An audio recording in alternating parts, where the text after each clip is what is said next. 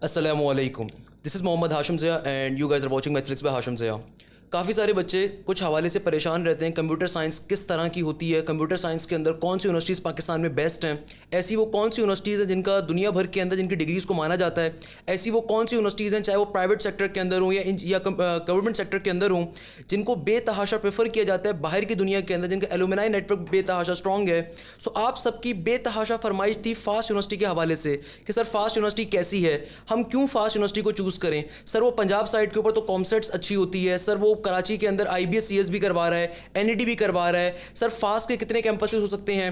सो इन तमाम हवालों से काफ़ी सारे बच्चे मेरे पास परेशान थे, क्योंकि आप तमाम लोग बेतहाशा मुझसे तैयारी करते हैं, मुझे पसंद करते हैं एंड आपकी तरफ से एक फरमाइश थी, तो इसके लिए मैंने एक बहुत ख़ास शख्सियत से आज टाइम लिया जो कि फास्ट के अंदर एकेडमिक्स के मैनेजर हैं, सैयद अब्दुल सईद साहब, जिनसे आज हम बात करेंगे इस हवाले से कि फ़ास्ट कैसी है, फ़ास्ट का क्या डिफरेंट स्कोप होता है, फ़ास्ट के हवाले से जितने आपके जहनों के अंदर मिसकॉन्सेप्शंस हैं उन सबको भी क्लियर करेंगे। फ़ास्ट के बारे में बहुत गहराई में जाके समझेंगे कि फ़ास्ट की डिग्री की इतनी ज़्यादा वर्थ क्यों है, क्यों फ़ास्ट की डिग्रीज को आज के ज़माने में प्रेफर किया जा रहा होता है, क्या रीज़न है कि फ़ास्ट प्राइवेट सेक्टर है स्टिल बेतहाशा बच्चा फ़ास्ट के जानिब अट्रैक्शन का हामिल होता है। सो मैं चलते हैं अब्दुल सईद साहब की जानिब जो कि फ़ास्ट के हवाले से हमें बहुत डिटेल के अंदर गाइड करेंगे। अस्सलाम वालेकुम। कैसे हैं आप, खैरियत से? अल्लाह का शुक्र। आप बताएं आशिम साहब, आप अल्लाह ठीक का हैं? शुक्र। सबसे पहले तो सर अपने आपको थोड़ा सा इंट्रोड्यूस करवा दीजिए, आपकी क्या पोजीशन है, आप किस तरीके से फ़ास्ट के अंदर वर्किंग कर रहे होते हैं। अच्छा जी, मेरा नाम है अब्दुल सईद और मैं हूँ मैनेजर एकेडमिक्स और manager admissions fast university Karachi campus में। और I basically look after all the admission process and the examination. In addition to this, इसके अलावा जो स्टूडेंट्स के तमाम मामला हैं जिसमें रजिस्ट्रेशन वगैरह भी होती हैं उनको भी मैं देख रहा होता हूँ। तो basically I am here right now to provide basic information for admission in fast university. और बहुत से सवाल होंगे आपके बच्चों के जहनों में और बहुत सी कन्फ्यूजन्स होंगी, तो उन कन्फ्यूजन्स को क्लियर करने के लिए और उन सवालात का जवाब देने के लिए मैं यहाँ पे मौजूद हूँ। तो you can ask me any question related to FAST and FAST admission, I am here. First of all जज़ाकल्लाह, thank you so much sir Abdul Saeed, आपने हमारे लिए टाइम निकाला, हमारे स्टूडेंट्स के लिए टाइम निकाला। एक बेतहाशा बच्चे जो कि डिफरेंट जगहों को एक्सेस नहीं कर सकते, डिफरेंट जगहों से मालूमात हासिल नहीं कर सकते, उन बच्चों की ख्वाहिश होती है कि फ़ास्ट के अंदर जाना। अभी हम उस चीज़ के ऊपर भी आएंगे, डिफरेंट बच्चों के क्वेश्चंस क्या हैं। सबसे पहले मैं फ़ास्ट का एक तो हिस्टोरिकल बैकग्राउंड समझना चाहूँगा, सेकंड नंबर के ऊपर फ़ास्ट पाकिस्तान के अंदर किस तरीके से हेल्प आउट कर रही है पाकिस्तान की इकनॉमी के अंदर, इस चीज़ को समझना चाहूँगा। फ़ास्ट के कितने कैंपसेस मौजूद हैं, मैं इस चीज़ को समझना चाहूँगा। अच्छा हाशिम साहब, हमारी इब्तिदा हुई थी 1985 में। 1985 में एक बहुत ही मायनाज बैंकर थे आगा हसन आबदी। उनके जहन में ये ख्याल आया कि पाकिस्तान में कंप्यूटर साइंस की बाकायदा तालीम का आगाज़ होना चाहिए। उससे पहले 1985 से पहले जो है कुछ शॉर्ट कोर्सेज होते थे कंप्यूटर साइंस में, कुछ डिप्लोमाज होते थे, लेकिन बाकायदा डिग्री प्रोग्राम उस वक़्त मौजूद नहीं था। तो उस वक़्त आगा हसन आबदी ने ये एक ख़याल जो है उसको अमली जामा पहनाने के लिए फ़ास्ट का संग बुनियाद रखा। और फ़ास्ट उस वक़्त PCHS में एक छोटे से बेंगलोर में उन्होंने इसका आगाज़ किया और कंप्यूटर साइंस की बाकायदा डिग्री जो है कराची यूनिवर्सिटी की एप्लीकेशन से हमने ऑफ़र की। और क्योंकि उस वक्त पाकिस्तान में कंप्यूटर साइंस की डिग्री कहीं भी मौजूद नहीं थी, तो ज़ाहिर बात है उसको बहुत ज़्यादा पजीराई मिली, लोगों ने बहुत ज़्यादा उसको लाइक किया और बहुत ज़्यादा जो है बच्चों ने उसमें एडमिशन्स लेना स्टार्ट किए। तो हमारा सफ़र वहाँ से शुरू होता है 1985 से।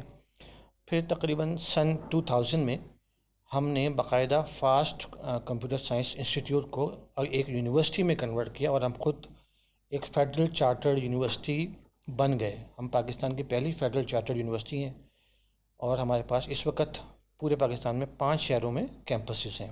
एक छठा कैंपस भी इंशाल्लाह हमारा जल्द खुलने वाला है मुल्तान में। इसके अलावा 5 कैंपसेस हमारे कराची में, लाहौर में, इस्लामाबाद में, पेशावर में और चेन्नई और फैसलाबाद में मौजूद हैं। और इन तमाम 5 कैंपसेस में हम कंप्यूटर साइंस की तालीम तो दे ही रहे हैं। इसके अलावा बहुत सी इमर्जिंग टेक्नोलॉजीज़ हैं और बहुत सारी कंप्यूटर साइंस के अलावा भी जो फैकल्टीज़ हैं उनमें भी हम डिग्रीज़ जो है मुतारुफ़ करा चुके हैं। और हमारे बहुत सारे ग्रेजुएट इस वक्त तकरीबन पूरे पाकिस्तान में और तकरीबन दुनिया में हर जगह मौजूद हैं। आपने एक सवाल किया था हमारे एलुमनाई नेटवर्क का, तो कंप्यूटर साइंस के हवाले से मैं समझता हूँ पाकिस्तान में सबसे बड़ी यूनिवर्सिटी और सबसे बड़ा हमारा एलुमनाई नेटवर्क है, जो इस वक्त सिर्फ पाकिस्तान में नहीं बल्कि दुनिया के तमाम ममालिक में मौजूद है। और तमाम अच्छी कंपनीज़ जो कि कंप्यूटर साइंस में आप ले लें या IT में ले लें, जैसे कि गूगल है, माइक्रोसॉफ्ट है, फेसबुक है, याहू है, इन तमाम इदारों में हमारे जो ग्रेजुएट्स हैं, सिर्फ कराची कैंपस के नहीं, सारे कैंपसेस के ग्रेजुएट्स अच्छी तादाद में मौजूद हैं और लीडिंग पोजीशंस में काम कर रहे हैं। इट्स क्वाइट इंटरेस्टिंग कि मेरे लिए बड़ी ताज्जुब की बात है कि फास्ट का यानी कि आगाज़ कराची से हुआ था और पीसीएचएस कैंपस से हुआ था, जो कि आज मेरे ख्याल में मास्टर्स का कैंपस है आप लोगों का। सो वहाँ से फास्ट का आगाज़ हुआ था। आई वाज ऑलवेज थिंकिंग कि मतलब फास्ट का आगाज़ शायद लाहौर कैंपस से हुआ था या इस्लामाबाद कैंपस से हुआ था, क्योंकि बिगेस्ट कैंपस आप लोगों के वो हैं। अच्छा, एक बड़ी अच्छी चीज़ है। सेकंड नंबर के ऊपर चले टेस्ट के हवाले से तो भी बाद में आते हैं, मुझे आप एक चीज़ के हवाले से और गाइड करें काइंडली कि फ़ास्ट के अंदर क्यों एडमिशन लेने की ख्वाहिश होती है बच्चे की, क्यों भाई? कराची की अगर मैं बात करूँ, कराची में 10,000 यूनिवर्सिटीज़ और आपको मिल जाएंगी। इस्लामाबाद की मैं बात करूँ, इस्लामाबाद के अंदर नस का state of the art H12 campus आपको मिल जाएगा। लाहौर में आपको बेतहाशा कैंपस मिल जाएंगे। पेशावर साइड के ऊपर ही मुझे उम्मीद है कि अच्छी यूनिवर्सिटी हमारे पास इस तरीके से एग्जिस्ट कर रही हैं। फिर भी एक बच्चा फास्ट के ऊपर अट्रैक्शन का हामिल होता है। इसकी सबसे बड़ी पॉजिटिव इमेज फास्ट ने कैसे डेवलप करी है? क्या इसके पीछे रीज़न है? क्या करिकुलम फास्ट का इस तरह डिज़ाइन हुआ हुआ है? कुछ उसके ऊपर बात करें ज़रा। अच्छा देखें, इसके बहुत सारी जो है ना वजूहात होती हैं किसी भी यूनिवर्सिटी का इतना ज़्यादा डिमांडिंग होना बच्चों के दरमियान और उनके पेरेंट्स के दरमियान, इनफैक्ट इंडस्ट्री में हमारे ग्रेजुएट्स की डिमांड, उसके पीछे बहुत सारे जो है ना फैक्टर्स होते हैं। सबसे इम्पोर्टेंट फैक्टर तो ये है कि quality of education of course. अच्छा, फिर क्वालिटी ऑफ इंफ्रास्ट्रक्चर और जो लेटेस्ट टेक्नोलॉजीज़ हैं जो कि हम लोग ऑफ़र कर रहे हैं। हर साल कोई ना कोई नई डिग्री और कोई ना कोई नया जो है एक कोर्स हम मुतारफ़ कराते हैं और फास्ट को ये अल्हम्दुलिल्लाह ये फ़ख्र हासिल है कि हम लोग जो है हर साल लेटेस्ट कटिंग एज टेक्नोलॉजीज़ को मुतारफ़ कराते हैं, जो कि इस वक्त या आने वाले दौर में जिनकी बहुत ज़्यादा डिमांड होने वाली है। इसके अलावा फास्ट यूनिवर्सिटी में जो अभी एक सवाल आपने कुछ इस सेशन के स्टार्ट करने से पहले मुझसे किया था, जो आप बाद में भी करेंगे। फास्ट में जो हम लोग पढ़ाते हैं बच्चों को, वो बहुत सीरियस लेवल पर पढ़ाते हैं। यानी हमारे यहाँ हर तरह की फैसिलिटीज़ मौजूद हैं, करिकुलम और एक्स्ट्रा करिकुलम, लेकिन करिकुलम एक्टिविटीज़ पे बहुत ज़्यादा जोर दिया जाता है। और हमारे यहाँ सही मानों में जो बच्चों को कहते हैं कि कुंदन बनाया जाता है फ्रॉम स्क्रैच। जब बच्चे आते हैं तो पहले सेमेस्टर में सारी बात है उनके पास इतनी इन्फॉर्मेशन नहीं होती, लेकिन जब वो ग्रेजुएट होते हैं तो अल्हम्दुलिल्लाह वो इस लेवल पे होते हैं कि पाकिस्तान की तमाम जो बड़े लेवल की जो इंडस्ट्रीज़ हैं वो उनको हाथों हाथ लेती हैं। अगर आप देखेंगे पिछले कई सालों से, तकरीबन 4-5 सालों से, एक पाशा एक इदारा है जो कि एक सर्वे करवाता है हर साल। उसमें पिछले तकरीबन 3 सालों से नंबर 1 जो ग्रेजुएट्स हैं वो फास्ट के हैं, जो कि सबसे ज़्यादा डिमांडिंग इंडस्ट्री में। अच्छा, सेकंड नंबर के ऊपर इस क्वेश्चन को मुझे पूछने का बड़ा शौक था, क्योंकि मेरे वो तमाम शागिर्द, जब मैंने कहा कि मैं एक पॉडकास्ट करने वाला हूँ फास्ट के ऑफिशियल्स के साथ, तो मेरे पास एक क्वेश्चन बेतहाशा आया था, स्पेशली उन बच्चों की जानिब से भी जो फास्ट के अंदर बैठे हुए हैं। उनकी तरफ से एक क्वेश्चन ये था कि क्यों फास्ट की पढ़ाई पर इतना प्रेशर क्यों हमें फील होता है? मतलब बहुत सारे बच्चे, स्पेशली जो यंग बच्चे होते हैं, जो भी फास्ट आने के ख्वाहिशमंद होते हैं, वो सिर्फ इस वजह से फास्ट को शायद चूज़ भी नहीं कर पाते। कभी कभार वो कहते हैं कि यार मेरे कज़न्स ने वहाँ से पढ़ा है या मेरे सीनियर ने वहाँ से पढ़ा है, प्रेशर बहुत है हम पे। और प्रेशर के अंदर सुसाइडल टॉक्स, मेरे पास ऐसे क्वेश्चंस भी आते हैं कि सर नहीं, इतना ज़्यादा एग्जाम्स का प्रेशर होता है कि हम पता नहीं क्या कर लेंगे। और सेकंड नंबर के ऊपर एक और चीज़ कर, जीपीए नहीं मिलती हमें, हमारी जीपीए 3+ नहीं आती वहाँ पे। तो अगर मुझे पाकिस्तान से बाहर जाना है तो मेरे पास 2.8 सी जीपीए होगी, स्कॉलरशिप नहीं मिलेगी। तो sir why should I go to fast? Why should I not go to Iqra university और बहरिया यूनिवर्सिटी और any other university of Pakistan के, जहाँ पे मुझे पता है कि मुझे बहुत आसानी से जीपीए मिल जाएगी, ताकि मैं स्कॉलरशिप एक अच्छी लग जाए। तो प्रेशर जो इतना फील करता है एक फास्ट में बच्चा, उसके पीछे रीज़न क्या है एकेडमिक्स की वजह से? अच्छा देखिए, ये तो खैर एक मिथ है बच्चों के दरमियान के कोई बहुत ज़्यादा प्रेशर होता है। प्रेशर तो नहीं होता। बेसिकली हमारे स्टैंडर्ड्स कुछ इस तरीके के हैं कि जिसको मेंटेन रखने के लिए बच्चे को काफ़ी मेहनत करनी पड़ती है। हमारे जो स्टैंडर्ड ऑफ एजुकेशन है, अब जाहिर बात है जब हम मेहनत कर रहे हैं और एक प्रोडक्ट मार्केट में लेके आ रहे हैं जो कि हमारा ग्रेजुएट है, तो उसकी कोई वर्थ होनी चाहिए ना। ऐसा तो नहीं है, अगर जीपीआई ही एक क्राइटेरिया होता किसी भी अच्छे ग्रेजुएट का, तो 4 जीपीआई वालों को हाथ जॉब मिलती है। ऐसा बिल्कुल भी नहीं है। अगर आप इंडस्ट्री में सर्वे करेंगे तो आपको पता चलेगा कि CGPA is a secondary thing. Actually क्या है कि बच्चे का स्किल सेट क्या है, बच्चा क्या सीख के आ रहा है। हमारे बच्चे अल्हम्दुलिल्लाह जब किसी भी इंटरव्यू में अपेयर होते हैं तो उनके पास इतनी नॉलेज होती है कि वो किसी भी दूसरी यूनिवर्सिटी के बच्चों को आराम से कम्पीट कर सकते हैं, इनफैक्ट उनको सुपरसीड कर लेते हैं। तो पढ़ाई का जो प्रेशर है वो ऐसा नहीं है कि नहीं है, लेकिन इतनी सख्ती नहीं होती कि जितना कि खुदा न खास्ता बच्चे को कोई ऐसे थॉट्स आ जाएं कि मुझे फास्ट छोड़नी चाहिए। अच्छा, उसका एक बड़ी इंटरेस्टिंग मैं आपको कुछ चीज़ बताऊं कि जब बच्चे पढ़ रहे होते हैं अपने 4 सालों में, तो उनको ऐसा लगता है कि यार ये इट्स रियली टफ। लेकिन जब जैसे ही जिस लम्हे बच्चा ग्रेजुएट होकर बाहर मार्केट में जाता है और उसको अंदाज़ा होता है अपनी वर्थ का कि यार आई एम अ फास्टियन, तो फिर वो बोलता है। कई बच्चे आके मुझसे मिलते हैं, बोलते हैं कि सर फास्टियन में बना दिया। उस वक्त हमारा जो है पॉइंट ऑफ व्यू कुछ और था, लेकिन अब हम समझते हैं कि हमें हमारे साथ जो फास्ट ने जिस तरीके से हमें लेके चला और हमें इंडस्ट्री के लिए तैयार किया, it was the best way to prepare a good IT professional. Exactly I can second this particular thing because number of students जो मेरे मास्टर्स लेवल पे भी बैठे होते हैं उनसे मेरी कम्युनिकेशन चलती रहती है। मैं बच्चों से अक्सर पूछ रहा होता हूँ, जब वो चले भी जाते हैं किसी यूनिवर्सिटी के अंदर, तो मुझे अक्सर आके बता रहे होते हैं। सो एक चीज़ अगर मैं आपको बताऊँ ना, जो मुझे रिसेंटली मेरे एक स्टूडेंट ने बताई, हिज नेम इज़ इमाद। उसने कहा कि देखें हाशिम, बेतहाशा ऐसे रियल लाइफ प्रोजेक्ट्स हमें करने को दिए जाते हैं हमारे बैचलर्स लेवल के ऊपर, मास्टर्स लेवल के ऊपर भी, जो दूसरी यूनिवर्सिटी के सोच भी नहीं सकती। For example I work for the GSK global in the data sciences side, तो मुझे मालूम है वहाँ पे हमारे बड़े रियल लाइफ प्रोजेक्ट्स मिलते थे हमें, क्योंकि जाहिर सी बात है वो एक एमएनसी थी। So the point is that कि मुझे वो बंदा आके बता रहा है कि यार वो जो जीएस के मेरे साथ था कि यार मैंने फास्ट से जो मास्टर्स अपना कंप्लीट करा है, इसके अंदर जो मुझे प्रोजेक्ट्स मिले थे वो प्रोजेक्ट लिटरली मेरे बड़े हेल्पफुल रहे एज कम्पेयर टू अगर मैं आईबीए से कर रहा था, मेरे दोस्त या कहीं और से कर रहे होते, तो वो मुझे चीज़ नहीं मिलती जो मुझे फास्ट साइड पे मिलती। सो इसलिए मैं हमेशा बच्चों से कहता हूँ कि देखो, अगर एक प्रेशर आपको मिल रहा है ना, तो बिल्कुल जैसे सर ने फरमाया कि वो कुंदन आपको बनाएगा, तो जाहिर सी बात है भाई वो आपके फायदे के लिए चीज़ है। और कोई भी जो आप मेहनत करते हो रहेगा नहीं जाती, वो at the end of the day वो आपके काम आती है। अच्छा, एक चीज़ मैं और ऐड कर दूं कि ऐसा बिल्कुल नहीं है कि सीजीपीए नहीं मिलता, ऐसा बिल्कुल नहीं है। देखें हमारे यहाँ क्या है, हर साल कन्वोकेशन होता है। लास्ट ईयर जो कन्वोकेशन हुआ उसमें टॉप 3 पोजीशन होल्डर हर डिग्री प्रोग्राम में होते हैं। किसी का जीपीए 4 आउट ऑफ 4 है, किसी का जीपीए 3.99 है। तो ये सारे जो टॉपर्स हैं इनके सीजीपीए बहुत अच्छे हैं। तो ऐसा नहीं है कि सीजीपीए नहीं मिलता, सीजीपीए हर बच्चे को मिलता है, बस आपको मेहनत करनी है, अपने आप को प्रूव करना है, you get the CGPA.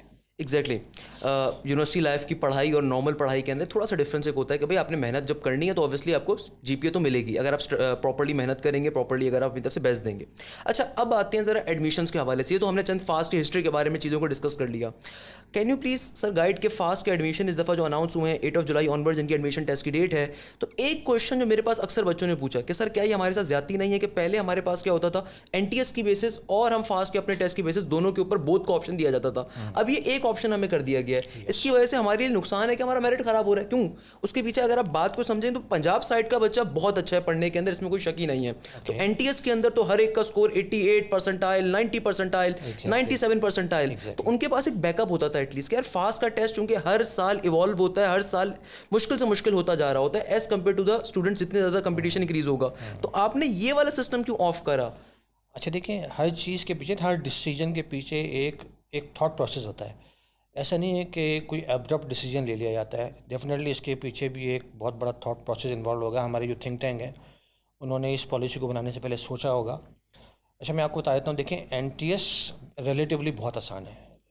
NTS में कोई बच्चा अगर अपीयर होगा तो उसमें मार्क्स लेना बहुत आसान है। और इसी तरीके से एनटीएस में हमारा कट ऑफ बहुत हाई होता है। फॉर एग्जांपल मैं आपको एक एग्जांपल दे देता हूँ कि जैसे अगर हमारे अपने टेस्ट में अगर हमने किसी डिग्री प्रोग्राम का कट ऑफ 67 रखा, तो एनटीएस में उसी प्रोग्राम का कट ऑफ कोई 88 या 90 होता है। तो एक तो ये बड़ा डिफरेंस है। अच्छा, एनटीएस, हाँ, हमने इस दफ़ा तो ख़ुद ये रखा ऑप्शन कि बच्चा किसी एक फील्ड को ही चूज़ करे। सबसे आसान तो वैसे सेट है। अगर आप सेट दे देंगे तो आपको फिर टेस्ट देने की ज़रूरत नहीं है। सेट में ऑटोमेटिकली आप क्वालिफाई हो जाएंगे अगर एक सर्टेन आपका स्कोर आ जाएगा। एनटीएस में और हमारे टेस्ट में ऐसा होगा कि आपका जो भी स्कोर होगा वो आप फॉर्म में डालेंगे और आपका मेरिट कैलकुलेट होगा बाय इंक्लूडिंग जो प्रीवियस क्वालिफिकेशन। उसके बाद जो भी कट ऑफ होगा उस पर हम डिसाइड करेंगे हम कितने मार्क्स पे एडमिशन देंगे। अच्छा, सेट वाली चीज़ के ऊपर मैं भी आता हूँ। बड़ी कंफ्यूजिंग हो गई है बच्चों के लिए, काफ़ी सारे स्टूडेंट्स के लिए। सेट के हवाले से मेरा बेतहाशा क्वेश्चन बच्चों की तरफ से आए। अभी मैं फ़िलहाल समझना चाहता हूँ कि बहुत सारे बच्चों ने बाकायदा एक कैंपेन चलाई मुझसे कहा, क्योंकि अल्हम्दुलिल्लाह I have the largest number of audience present in fast university ना, तो मेरे पास एक कैंपेन प्रॉपर आई कि आप जो है ना ईमेल करवाएं, आप प्रॉपरली अपने सोशल मीडिया चैनल्स के ऊपर डालें कि डायरेक्टर को, ये चारों डायरेक्टर्स आ गए फास्ट यूनिवर्सिटी के कैंपस से, पाँचों डायरेक्टर आ गए, ये रिएक्टर साहब की ईमेल आ गई, आपने रजिस्ट्रार की ईमेल आ गई, आपने करना किया भाई आप ये डालें कि नाइंसाफ़ी हो रही है। सो क्या इस चीज़ को हम चेंज कर सकेगा फास्ट यूनिवर्सिटी, या फिर नहीं फास्ट का एक फाइनल डिसीजन है किसी थॉट प्रोसेस की बिना के ऊपर कि नहीं नाउ इट्स इनफ, अब एनटीएस अलग होगा, अब फास्ट का टेस्ट अलग होगा? जी देखें, इस दफ़ा की पॉलिसी तो ये फाइनलाइज हो चुकी है, इसमें चेंज कोई पॉसिबल नहीं है। ठीक है, इसके पीछे डेफिनेटली कोई ना कोई थॉट प्रोसेस इन्वॉल्व है। और फ़िलहाल आपको यही करना है कि कोई एक टेस्ट का ऑप्शन चूज़ करना है, उसी की बेसिस पे अप्लाई करना है। अच्छा, सेकंड नंबर के ऊपर नाउ कमिंग टू कि फास्ट का जो एडमिशन टेस्ट होता है, इससे पहले जैसे अभी आपके पास पंजाब बोर्ड के एग्जाम्स तो एंड हो गए, कैम्ब्रिज के एग्जाम्स भी एंड हो गए, फेडरल के एग्जाम्स भी एंड हो गए, पाकिस्तान के तमाम तकरीबन बोर्ड्स के, मगर सिंध के बच्चे के साथ एक नाइंसाफ़ी, जो अगेन सिंध का बच्चा मुझसे रिक्वेस्ट करता है कि आप ज़रूरी ऑफिशियल से पहुंचाइएगा कि हमारे पेपर तो 1 जुलाई को एंड हो रहे हैं, तो क्या डेट एक्सटेंड कर सकता है फास्ट यूनिवर्सिटी? और अगर डेट एक्सटेंड नहीं कर सकता तो क्या मैं अपनी मर्जी की डेट चेंज करके ले सकता हूँ? लेट सपोज अगर मुझे 8 जुलाई की डेट मेरे फॉर्म के अंदर अभी आ रही है, मैंने फॉर्म फिल करा, उसमें 8 जुलाई की फिक्स डेट आ रही है, मैंने पहले फॉर्म फिल कर दिया, अब वो आगे भी डेट नहीं हो रही है, तो क्या मैं ईमेल करके उसको अपनी मर्जी से आगे करवा दूं 10 जुलाई को, 12 जुलाई को एंड सो ऑन? अच्छा देखें, फ़ास्ट यूनिवर्सिटी में एक अच्छी बात है कि टेस्ट हमारा किसी एक दिन नहीं होता, तकरीबन हफ्ता 10 दिन हमारे टेस्ट चलते हैं। तो बच्चे का अगर कोई भी इवेंट कोइंसाइड कर रहा है जिसमें एग्ज़ाम भी हो सकता है, या खुदा न खास्ता कोई और भी इमरजेंसी हो सकती है, या कोई और इवेंट घर में हो सकता है, तो उसकी बेसिस पे आपके पास ये चॉइस है कि आप जो हमारे गिवन डेट्स हैं उसमें से कोई डेट आप सेलेक्ट कर सकते हैं। अगर फ़र्ज़ करें आपने कोई डेट सेलेक्ट कर ली है और टेस्ट स्केजूल कर लिया है और कोई इमरजेंसी हो गई है, तो you can request to change the test की डेट, वो हम कर लेंगे, वो कोई इशू नहीं है, वो तो बहुत एक पेटी इशू है। टेस्ट की डेट अगर आपने चेंज करवानी हो वो हम कर सकते हैं, नो प्रॉब्लम एट ऑल। अच्छा, जिनके एग्ज़ाम्स हो रहे हैं, एग्ज़ाम्स भी आपके जो है ना हमारे टेस्ट के स्टार्ट होने से पहले ख़त्म हो जाएंगे। अप्लाई करने के लिए इतना लंबा लेंदी प्रोसेस नहीं है। आपका जो हमारा फॉर्म है एडमिशन्स का, वो फिल करने में शायद 5 से 10 मिनट लगेंगे मैक्सिमम। वो बहुत ही आसान और यूज़र फ्रेंडली एक हमने बनाया हुआ है एक मॉड्यूल, तो वो आप फॉर्म फिल कर लें। फॉर्म फिल करके आपने करने के कुछ भी नहीं हवाले से करना। मैंने एक डिटेल वीडियो भी डिज़ाइन करी थी, किस तरीके से आपने फॉर्म फिल करना है, उसके ऊपर प्रॉपर्ली, बहुत आसान सा फॉर्म है, बहुत ही यूज़र फ्रेंडली है, सिंपल, आपने साइन अप करना है, साइन अप करके फॉर्म को फिल कर देना है। माय क्वेश्चन वाज सिंपली कि मतलब नॉर्मली इसका मतलब ये है कि जिस बच्चे ने फॉर्म पहले फिल कर भी दिया था, उसने ऑल्दो भी डेट सेलेक्ट नहीं करी, तो मुझे बच्चे बता रहे थे सर हमारे पास 8 जुलाई की डेट ही अभी सिर्फ शो हो रही है, तो वो ईजिली ईमेल कर दें पर्टिकुलरली फास्ट, और डेट वो आगे उनकी आगे आ जाएगी, वो फिल हो अगर तो जाएगी। बच्चे ने अपना टेस्ट शेड्यूल नहीं किया तो वो वेट कर लें, कुछ दिनों के बाद नई डेट्स अवेलेबल होंगी, तो वो उस सही, वक्त कर लें शेड्यूल। और अगर शेड्यूल कर चुके हैं और फिर चेंज कराना है, उसके लिए फिर हमें ईमेल कर दें। सही। अच्छा, एक और क्वेश्चन, फास्ट यूनिवर्सिटी कौन कौन से प्रोग्राम्स को ऑफर करता है? इंजीनियरिंग के लिए, प्री मेडिकल के लिए, कॉमर्स के लिए? अच्छा, देखिए हमारे पास 3 फैकल्टीज़ हैं। एक है कंप्यूटिंग फैकल्टी। कंप्यूटिंग फैकल्टी में हमारे पास जैसे बीएस कंप्यूटर साइंस है, बीएस सॉफ्टवेयर इंजीनियरिंग है, बीएस आर्टिफिशियल इंटेलिजेंस है, बीएस साइबर सिक्योरिटी है, बीएस डाटा साइंस है। ये 5 डिग्री प्रोग्राम्स हैं हमारे पास। इसके अलावा इंजीनियरिंग में हमारे पास बीएस इलेक्ट्रिकल इंजीनियरिंग है। इस इलेक्ट्रिकल इंजीनियरिंग में हमारे पास 3 फर्दर स्ट्रीम्स हैं, ठीक है, उन सब का क्राइटेरिया सेम है। और हमारे पास एक है मैनेजमेंट साइंस की फैकल्टी। इसमें 2 डिग्री प्रोग्राम्स हैं, एक है बीएस बिजनेस एनालिटिक्स और एक है बीएस फाइनेंशियल टेक्नोलॉजीज़। अच्छा, कंप्यूटिंग के जितने भी डिग्री प्रोग्राम्स हैं, उन तमाम डिग्री प्रोग्राम्स का क्राइटेरिया वो सेम है। वो ये है कि आपके ओ लेवल या आपके मैट्रिक, उसमें आपके 60% मार्क्स होने चाहिए।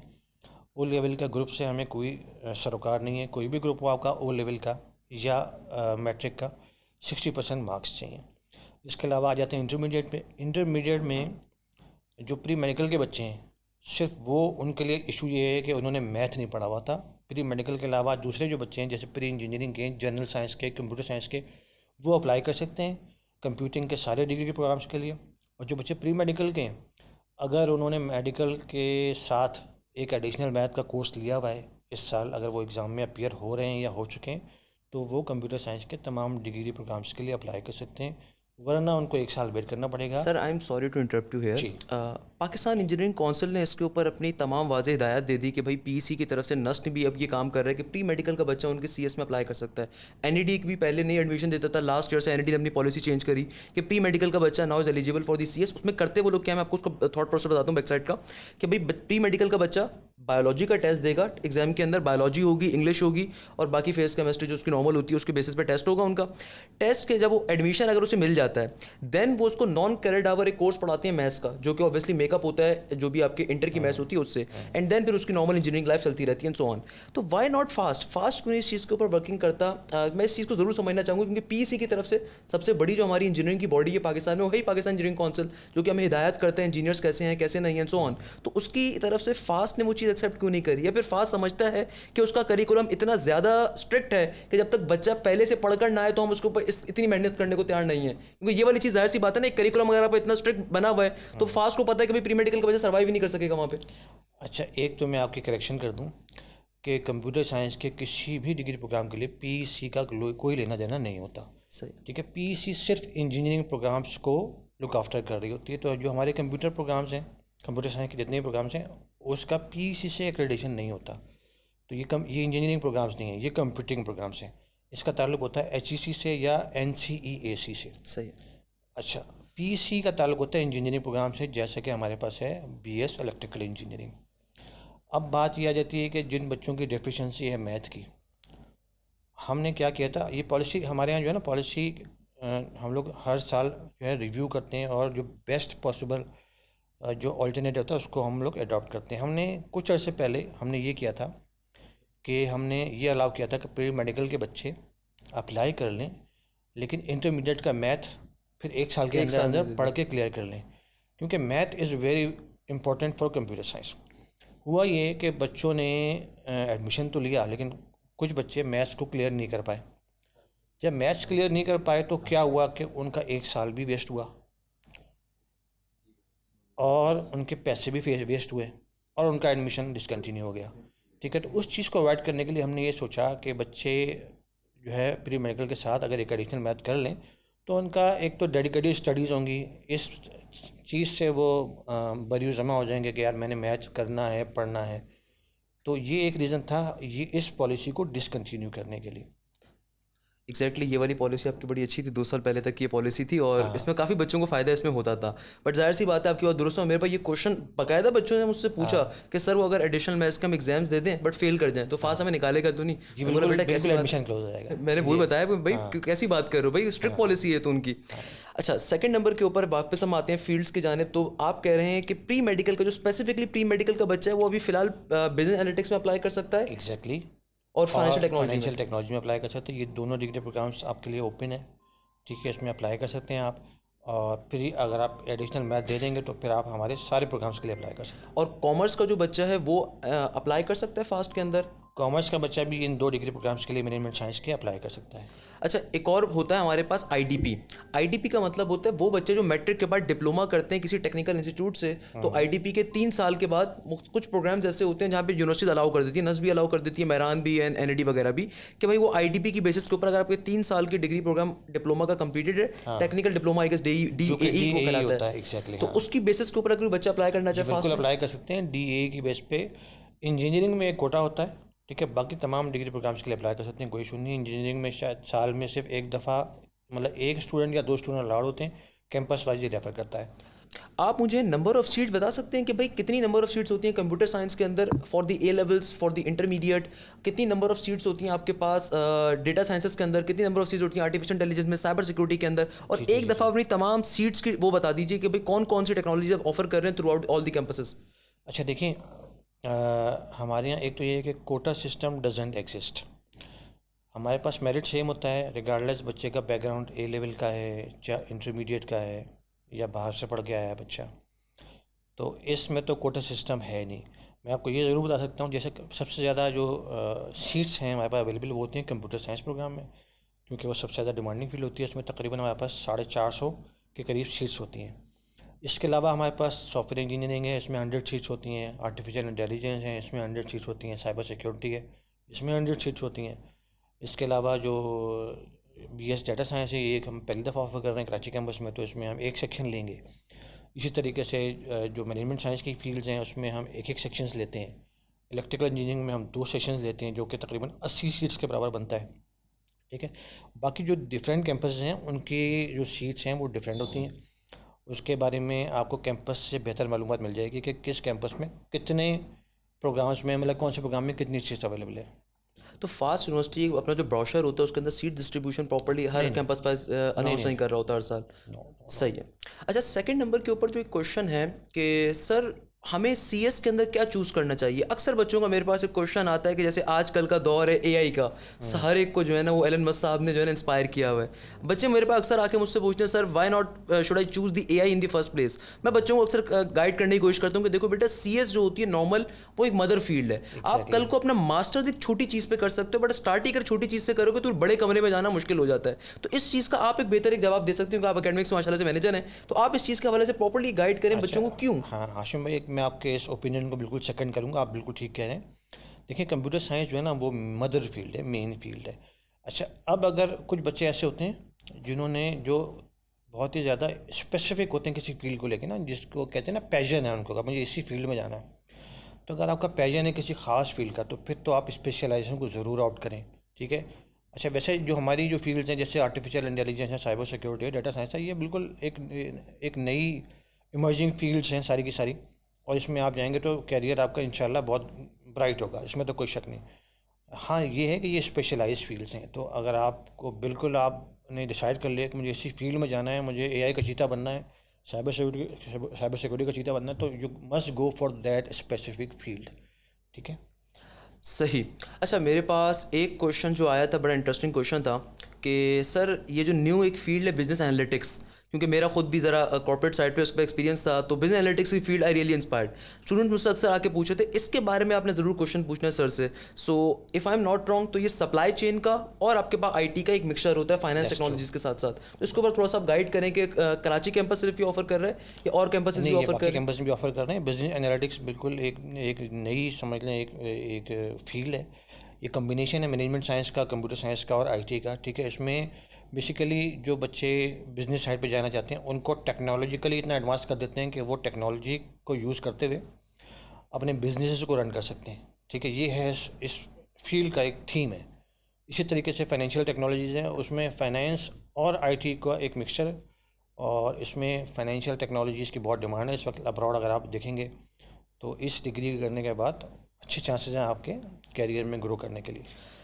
अच्छा, सेकंड नंबर के ऊपर एक और क्वेश्चन अगेन मेरे पास जो सबसे ज़्यादा बच्चों ने पूछा कि सर आप लोगों जो मेरिट होता है, अगर आप एक रफ मेरिट हमें बता सकें कि एनटीएस की बेसिस के ऊपर कितनी सीट्स अवेलेबल होती हैं और एनयू के टेस्ट पे कितनी सीट्स अवेलेबल होती हैं, सेट की बेसिस पे कितनी सीट्स अवेलेबल होती हैं। Again I will be discussing set एक बहुत डिटेल के अंदर थोड़ी देर के अंदर, मगर आप ये बता सकते हैं कि भाई रफ आइडिया कि आप सेट की बेसिस पे कितने बच्चों को एक्सेप्ट करते हैं। क्योंकि देखें जो आपके पास जो आपकी वेबसाइट है, क्योंकि मैंने बड़ा थोड़ी स्टडी करा when I was making a video for the fast university, तो भाई उसमें लिखा हुआ है कि 1200 मिनिमम क्राइटेरिया सेट के बच्चों का। मगर मेरे पास कई बच्चों के ऐसे मैसेजेस आए कि सर हम तो आईबीएम में भी अप्लाई कर रहे हैं, लम्स में भी कर रहे हैं और फास्ट में भी कर रहे हैं, अब मेरा स्कोर तो 1500 है या मेरा स्कोर तो 1400 है, तो सर अगर दो बच्चे जिनका स्कोर 1400 है तो हम दोनों को एडमिशन मिल जाएगा, या 10 बच्चे अगर ऐसे हैं, क्योंकि आजकल सेट का रुझान बहुत है, क्योंकि स्पेसिफिकली जो ए लेवल्स का बच्चा होता है पाकिस्तान से बाहर जा रहा होता है वो सेट ही देता है, तो ऐसा बच्चा मतलब किस तरीके से सेट की बेसिस को डिस्ट्रीब्यूट करते हैं अगर बहुत सारे बच्चे आ जाएं सेट वाले? जी, अच्छा मैं आपको बता देता हूँ। देखें, जो हमारे एप्लीकेंट्स होते हैं उसमें 90% एप्लीकेंट वो हमारे टेस्ट के बेस पे अप्लाई करते हैं। इनफैक्ट मोर देन 90% जो कि हमारे टेस्ट के बेसिस पे अप्लाई करते हैं। एनटीएस के बेस पे अप्लाई करने वालों की तादाद बहुत कम होती है। अगर मैं ये कहूँ, अगर मेरे पास एप्लीकेंट टेस्ट के बेस पे 6000 हैं तो एनटीएस के बेस पे शायद 200 एप्लीकेंट होते हैं जो कि अप्लाई कर रहे होते हैं। एक बात। दूसरी बात, सेट की बेसिस पे सेट हर बच्चा नहीं देता। हमने काफ़ी अरसे से मैं इस फील्ड से मुंसलिक हूँ। सेट के एप्लीकेंट्स होते हैं कैंपस में 15-20, इससे ज़्यादा एप्लीकेंट्स नहीं होते सेट के, जो मैंने देखा है। अच्छा, सेट में हमारा एक स्पेसिफिक क्राइटेरिया, अगर आप उस स्कोर को मीट कर लेंगे तो फिर आपको कम्पीट ही नहीं करना। यू आर क्वालिफाइड प्रोवाइडेड कि आप एलिजिबिलिटी क्राइटेरिया मीट कर रहे हैं, जैसे कि जो हमारा ओ लेवल और मैट्रिक का क्राइटेरिया है वो आप मीट कर रहे हो, इंटरमीडिएट का क्राइटेरिया मीट कर रहे हैं, और सेट के जो सर्टेन स्कोर्स हैं उसको आप मीट कर रहे हो, तो आपको हम एडमिशन ऑफर लेटर भेज देते हैं। जब हमारी डेडलाइन ख़त्म होती है तो हम आपको एडमिशन ऑफर लेटर भेज देंगे, यू आर ऑटोमेटिकली क्वालिफाइड। अच्छा, यानी कि आपका कहने का मकसद ये है कि भाई सेट की बेसिस के ऊपर चूंकि कम बच्चे अप्लाई करते हैं, जितने बच्चों का स्कोर भी 1200 प्लस होगा, प्रोवाइडेड डेट के मैथ्स और इंग्लिश के अंदर 600 मिनिमम स्कोर आप लोगों का गिवन है, तो जिसका 1200 स्कोर आ रहा है उससे अबव आ रहा है उन सबको ही एडमिशन लेटर ऑफर कर दिया जाता है। एक्जैक्टली ऐसे ही है। अच्छा, एनटीएस की बेसिस के ऊपर पंजाब साइड से बेतहाशा बच्चा अप्लाई करता है, जैसे मैंने आपसे पहले बताया था कि देखें एनटीएस के पास पेपर बेस्ड होता है और इतना ज़्यादा बच्चे का परसेंटाइल इंक्रीज आ रहा होता है, इसकी कोई हद ही नहीं है। तो एनटीएस की बेसिस के ऊपर अलाउ क्यों किया हुआ है? अगर अलाउ कर रहे हैं तो फिर उसके ऊपर कोई स्पेसिफिक सीट्स आपके पास अवेलेबल होती हैं? नहीं, स्पेसिफिक सीट्स नहीं होती। सीट्स तो हमारी टोटल हाँ होती हैं, जैसे मैंने आपसे अर्ज़ किया था 450 सीट्स हैं, तो वो 450 सीट्स के अंदर ही एनटीएस, हमारा टेस्ट और सेट अकोमोडेट हो जाएंगे। ऐसा नहीं है कि हमने कोई स्पेसिफिक सीट्स रखी हो एनटीएस वालों के लिए, ऐसा नहीं है। हाँ, एनटीएस देखें क्या होता है कि हम देखते हैं कि जो एनटीएस में कितने बच्चों ने अप्लाई किया है और मैक्सिमम क्या स्कोर है, मिनिमम स्कोर क्या है, उसका एक एवरेज निकालते हैं, फिर हम डिसाइड करते हैं कि कितने स्कोर पे हमने कट ऑफ डिसाइड करना है एनटीएस की बेस पे एडमिशन्स के लिए। अच्छा, सेकंड नंबर के ऊपर एक और क्वेश्चन मेरे पास, एक बड़ा इंटरेस्टिंग क्वेश्चन है एक बच्चे की जानिब से कि सर अगर मैं किसी भी कैंपस में बैठ के किसी भी कैंपस के लिए अप्लाई कर सकता हूँ, ये तो नॉर्मल चीज़ है, बट बच्चे ने क्वेश्चन मुझसे पूछा कि सर लेट सपोज मैंने अपनी फर्स्ट प्रायोरिटी रखी है इस्लामाबाद कैंपस की, सही है, मैंने अपनी फर्स्ट प्रायोरिटी रखी है इस्लामाबाद कैंपस की, बट मेरा जो स्कोर आया वो इस्लामाबाद कैंपस को मीट नहीं करता। लेट सपोज मेरा जो स्कोर आया वो 68 आया, और मेरे मुकाबले के अंदर एक ऐसा बच्चा जिसने जिसने भी 68 स्कोर करा, मगर उसकी फर्स्ट प्रायोरिटी कराची कैंपस है और एक ही सीट फास्ट के पास अवेलेबल है, तो अब वो सीट किसका हक होगी, जिसकी सेकंड प्रायोरिटी कराची कैंपस थी या जिसकी फर्स्ट प्रायोरिटी कराची कैंपस थी? ऑफ कोर्स जिसकी फर्स्ट प्रायोरिटी कराची कैंपस थी उसका पहला हक है, ठीक है। सही, सेकंड प्रायोरिटी तो बच्चे ने बोला अगर मेरा इसमें एडमिशन नहीं हुआ तो कहीं भी हो जाए, बिल्कुल ऐसे ही है। ठीक है। तो ऐसा ही होता है, जिसकी फर्स्ट प्रायोरिटी में अगर बच्चा सेलेक्ट होता है तो उसको पहले वही एडमिशन ऑफर किया जाता है, और अगर फर्स्ट प्रायोरिटी में सिलेक्शन नहीं होती तो फिर सेकंड प्रायोरिटी में बच्चे को हम एडमिशन ऑफर करते हैं। अच्छा, एक और क्वेश्चन मेरे पास आया कि सर अगर दो बच्चे हैं जिनका सेम स्कोर आ रहा है, लेट सपोज दोनों बच्चों का 68 स्कोर है, टेस्ट के नंबर दोनों सेम है, तो फिर फास्ट यूनिवर्सिटी क्या देखती है? जैसे एनईडी के अंदर आई नो कि मतलब अगर दो बच्चों का टेस्ट स्कोर सेम आ जाता है, फिर उनके इंटर के या ए लेवल्स के मैथ्स के नंबर्स देखे जाते हैं, टेस्ट के आप मैथ्स के नंबर्स देखते हो, उसके बाद क्राइटेरिया होता है। देखें क्या होता है, हम तो एक कट ऑफ डिसाइड करते हैं। कट ऑफ कैसे डिसाइड होता है कि आपके टेस्ट का जो स्कोर है उसका 50% लेंगे, आपके जो इंटरमीडिएट का स्कोर है उसका 40% लेंगे, और आपके मैट्रिक का 10% लेंगे। ये मिला के आपका मेरिट स्कोर डिसाइड होगा। हम ये डिसाइड करेंगे कि 6,000 या 7,000 एप्लीकेंट में हमने कितने बच्चों को ऑफ़र करनी है। फॉर एग्जांपल हमने 800 बच्चों को ऑफ़र करनी है, तो जो बच्चे का पोजीशन 800 पोजीशन पे होगा वो कट ऑफ डिसाइड हो जाएगा। अब जाहिर बात है अगर 800 पोजीशन पे दो बच्चे हैं तो उन दोनों का ऑफ़र होगा। लेट्स से जैसे आपने कहा 68 नंबर किसी बच्चे के हैं, अगर 68 पे 3 बच्चे हैं तो उन तीनों का एडमिशन ऑफ़र होगा। सही सही, यानी कि आप ये कहना चाह रहे हैं कि आपने लोगों ने एक मिनिमम कट ऑफ डिसाइड कर लिया, उस मिनिमम के ऊपर जितने बच्चे भी आ रहे होंगे सबको ऑफर किया जाएगा, Exactly. अकोमोडेट सबको होगा। एग्जैक्टली। सही सही सही, यानी कि आपने कोई सारी झंझट ही खत्म कर दिया आपने। Of course. सही सही। अच्छा, सेकंड नंबर के ऊपर एक और क्वेश्चन बड़ा फ़नी मेरे पास आया कि सर से ज़रूर सवाल करिएगा कि अगर लेट सपोज मेरे पास टेस्ट में तो मैं क्लियर कर लेता हूँ, मगर मेरिट को कट ऑफ मीट नहीं कर पाता, तो कुछ पैसे वैसे दे के कुछ बात बन सकती है फास्ट के अंदर? देखें, टेस्ट क्लियर करना तो ऑप्शन है ही नहीं हमारे पास। टेस्ट तो पास या फेल होता ही नहीं है, ठीक है। जब आप टेस्ट में बैठते हैं और जब टेस्ट फिनिश करते हैं, टेस्ट सबमिट करते हैं, तो आपकी स्क्रीन पे क्या आता है कि आपने कितने सवाल अटेम्प्ट किए और उसमें से कितने गलत हैं, ठीक है, या कितने सही हैं। और इसके अलावा आता है कि उस हर सवाल का वेटेज कितना है। इसके अलावा कुछ भी नहीं आता। तो यू कैन नॉट डिसाइड कि मेरा टेस्ट पास है या फेल है। टेस्ट पास फेल नहीं होता, मेरिट पे आए हैं आप या नहीं आए ये डिसाइड होता है। ये हम डिसाइड करते हैं जब सारे एडमिशन टेस्ट ख़त्म हो जाते हैं। फिर हम जब मेरिट लिस्ट बनाते हैं उस वक्त जो कट ऑफ डिसाइड होता है उस कट ऑफ पे आपको आना है। फास्ट यूनिवर्सिटी में देखें, मेरिट के अलावा कोई दूसरा ऑप्शन नहीं है। तीसरा तो दूर की बात है, दूसरा ऑप्शन भी नहीं है। अगर आप मेरिट पे आए हैं, मेरिट को मीट कर रहे हैं, तो आपका एडमिशन हो जाएगा। अगर आप मेरिट को नहीं मीट कर रहे तो हमारे पास कोई सेल्फ फाइनेंस का ऑप्शन नहीं है, ठीक है। बहुत सारे बच्चे, जैसे कुछ गवर्नमेंट यूनिवर्सिटीज़ में सेल्फ फाइनेंस का ऑप्शन होता है, हमारे पास मेरिट के अलावा कोई दूसरा ऑप्शन नहीं है। Merit is the only way कि आप फास्ट के लिए सिलेक्ट हो सकते हो।